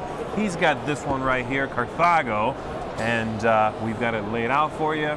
Clay's going to tell us all about it. Yeah, it's pretty cool table presence, really unique. Take it away, friend. Yeah, man. Okay, so Carthago, we are ancient merchants. We are merchants in ancient Carthage. Wow. Yeah, we're not old. We're not ancient merchants. We're like young, immortal. vibrant. We're from that time period. Yeah. No, but seriously, all you're trying to do in this game, it's a multi-use card game. Okay. So it's all card-based. Your goal is to gain more influence, which are your discs here, off of your player board, which in turn is going to increase your power in certain respects. Got it. So they're covering things up we don't have access to. Right. And as they come off, we'll get the thing cool underneath. Things. Okay, got it. You want to buy seats in the guild. This is where you do that, and I'll talk about that in a sec. Okay. You also want to trade or even do battle with these ships out here. These will give you a special ability. Each ship is unique. And as well as end-game victory points. Okay. Another way to score points is these achievement tiles. As we play through the 3 eras, different achievement tiles come out. And if you've purchased one of those, at the end of the game, you're going to score points for that condition. Got it. So we play 3 eras. It's 5 rounds of each era, and that's it. It's a quick 60-minute game, but the depth and the decisions here it's pretty deep. It's pretty awesome. So. Nice. So take me through, say, one typical round, one of those typical turns. Yeah, so like you have 2 sets of cards in this game. Your colored cards are all actions. On the top left corner, you're going to see these actions. Okay, got it. And then you've got trade cards, which are the orange ones. Yeah. They also have an action, but they have a type of good For example, that's wood. Right, wood right there. Yeah. And then it also has a monetary value associated with it. Okay. So every card like this is going to be different, and you can use it whatever you want to use it for. There's 5 different actions you can choose from on your turn, and it's very simple. You're going to pick a card with that specific action showing to do that action. Okay. And this is the action wheel where you're going to select that. You can go wherever you want. Like if I went to this residence action, I can go there even though it's occupied. Okay. So I pay my residence card, and then I have to, because somebody else is there, I have to play an additional card as like a payment because it's occupied. Just already. out of your hand, it doesn't do anything, but you lose it. Okay. That's where the tightness of this game comes into play. At the beginning, you're like, oh, I got all these cards. By the 4th or 5th turn, you're like, I have 2 cards, and I don't want to do any of these actions. And you don't want to end up with someone else because you lose both cards at the same time. Right. It's pretty neat how it works out. So if I play, let's say, the combat card, I think I had it here. Yeah, I'm assuming that's a combat card. Yes. So let's say I did that on my turn.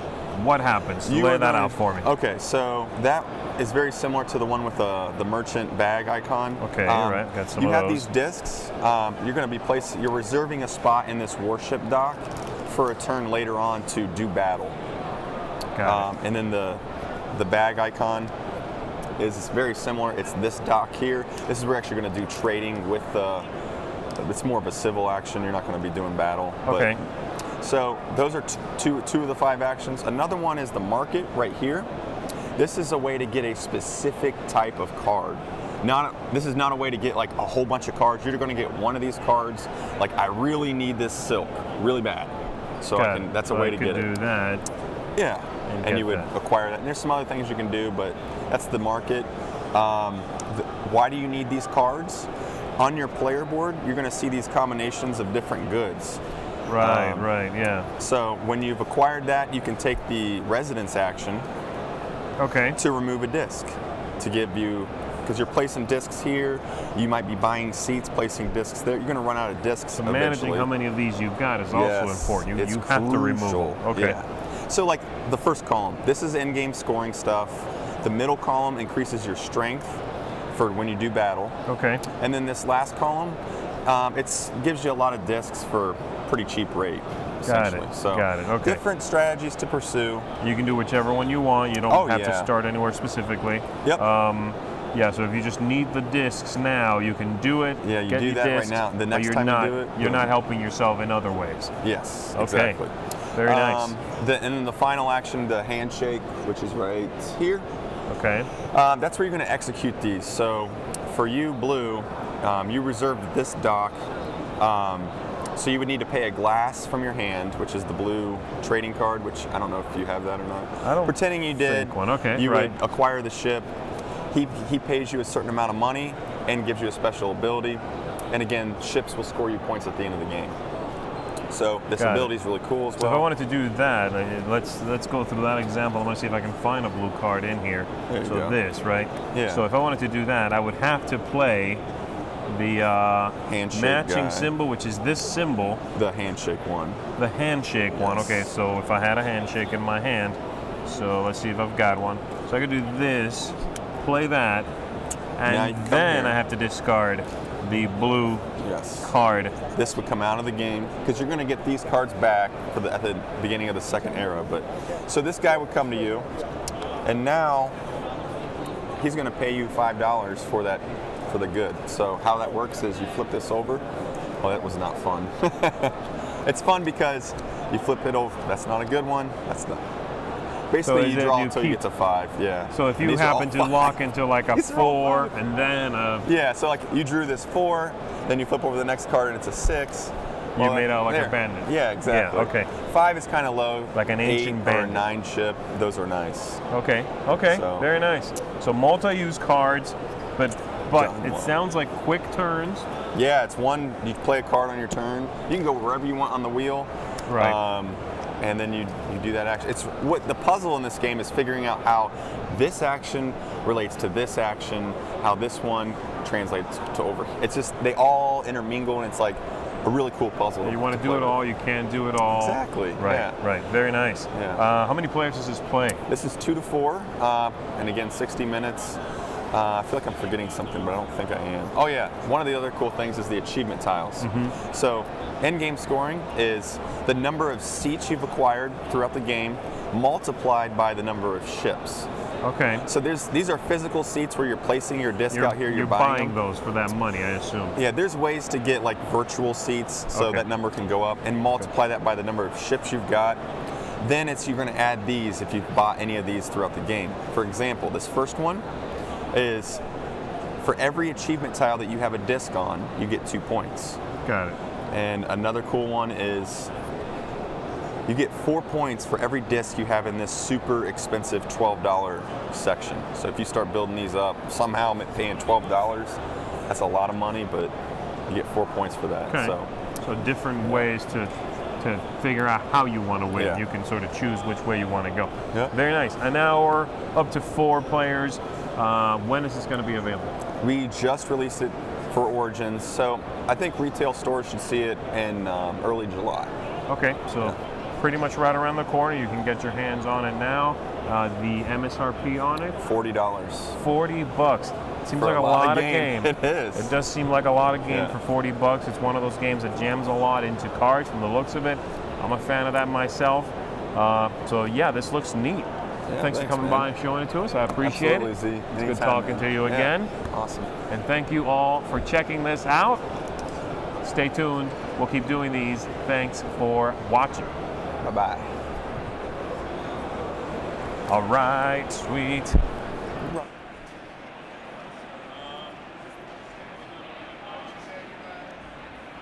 All right. We have just a couple of minutes with Clay over here, so if you have any questions, drop them in here real quick, because I know we only have a couple of minutes on this one, and we can ask him about Carthago. I've got a question for him, so I'm going to steal some of your Q&A time. Deal with it.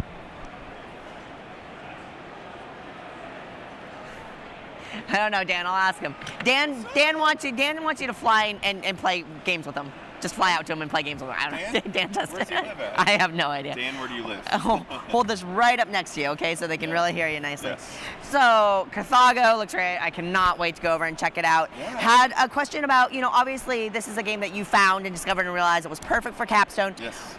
But what did you make different, if anything, in the Capstone edition from like the earlier edition? There's a couple. It's more production quality. We lens finish black core cards. Like, I'm a component snob. I want the best of the best. So that sounds awesome. Yeah. Cardboard. I'm just looking at it. Honestly, it's the thicker cardboard and the better card quality. So. Okay, that's awesome. So other than that, gameplay, everything hasn't changed at all. That's correct. Yeah. Okay. Oh, one other thing is, we did a promo tile for this. So if you buy it, you can get this. There's 5 unique tiles that come with the game. That's a first-time thing. So. Oh, so if I go over and buy it and and you hold the copy for me so I can go pick it up, I would get a promo card? Yeah, it's a big tile. It's a big sheet. It's really cool. Ooh, cool. It's like hidden objectives to do by the end of the game. So awesome. And it's really fun because like if you complete the objective, you get 5 points by the end of the game. But like if your strategy changes, like this isn't really panning out, you can discard that objective to take an additional action in the game. Okay. So maybe there is a way you can still get those 5 points through doing the action, but it's kind of cool. That sounds awesome. I love that kind of promo. That's super duper fun. Yeah. And then actually we had a question about Three Kingdoms Redux. Okay. And whether there were any plans for any more content for that game, or whether it's kind of finished up and just enjoy it on its own. Okay, so Three Kingdoms, the designers, they're out of Singapore, and they play test their games intensely. Over 200, 300 times. And they're very particular in how each card works. It's super balanced for all of those guys that know that game. Yeah, it's it's tightly balanced. Yeah, everything's really balanced. They don't want to throw in extra card, because I asked them that. I was like, can we put in some extra state enhancements, which are like little buildings you can build, just, as a promo for Capstone. And they're like, nah, we really want to they really care. test it. Yeah. So the game is perfect as it is. there's so much replayability in it that there really isn't a need for extra content. We do have people coming up to the convention like, where's the 4th player expansion? I'm like, well, then we have to change it to 4 Kingdoms. I know, right? 4 Kingdoms Rewind. Yeah, not quite. Yeah. And I've been seeing tons of people play the climbers, but I know that you have the estates coming out in the relatively near future. When can we look for? I'm so excited for the estates. Are you going to Gen Con? I will be at Gen Con. That's a little teaser for you. Go to Gen Con if you can. So, all right, that's a good teaser. Yes. Always a pleasure to see you. I hope that you're having a great Origins. I am. Are you? I'm wonderful, and I'm getting a little worn out here, is this but your first Origins, it is my though? first Origins. Yes. This is an awesome convention, though, isn't it? It is. Like It's really pretty fun. Relaxed and Yeah, and it has the best ice cream. Oh, Jenny's, you had some? Yep. Which flavor did you get? Cream puff, and it was amazing. Cream puff. Oh, I'm a strawberry guy. I didn't Nothing see wrong it. with that. Yeah, I got peanut butter, and then I was like, I saw strawberries. Like, just throw a scoop on top for me. So. Totally.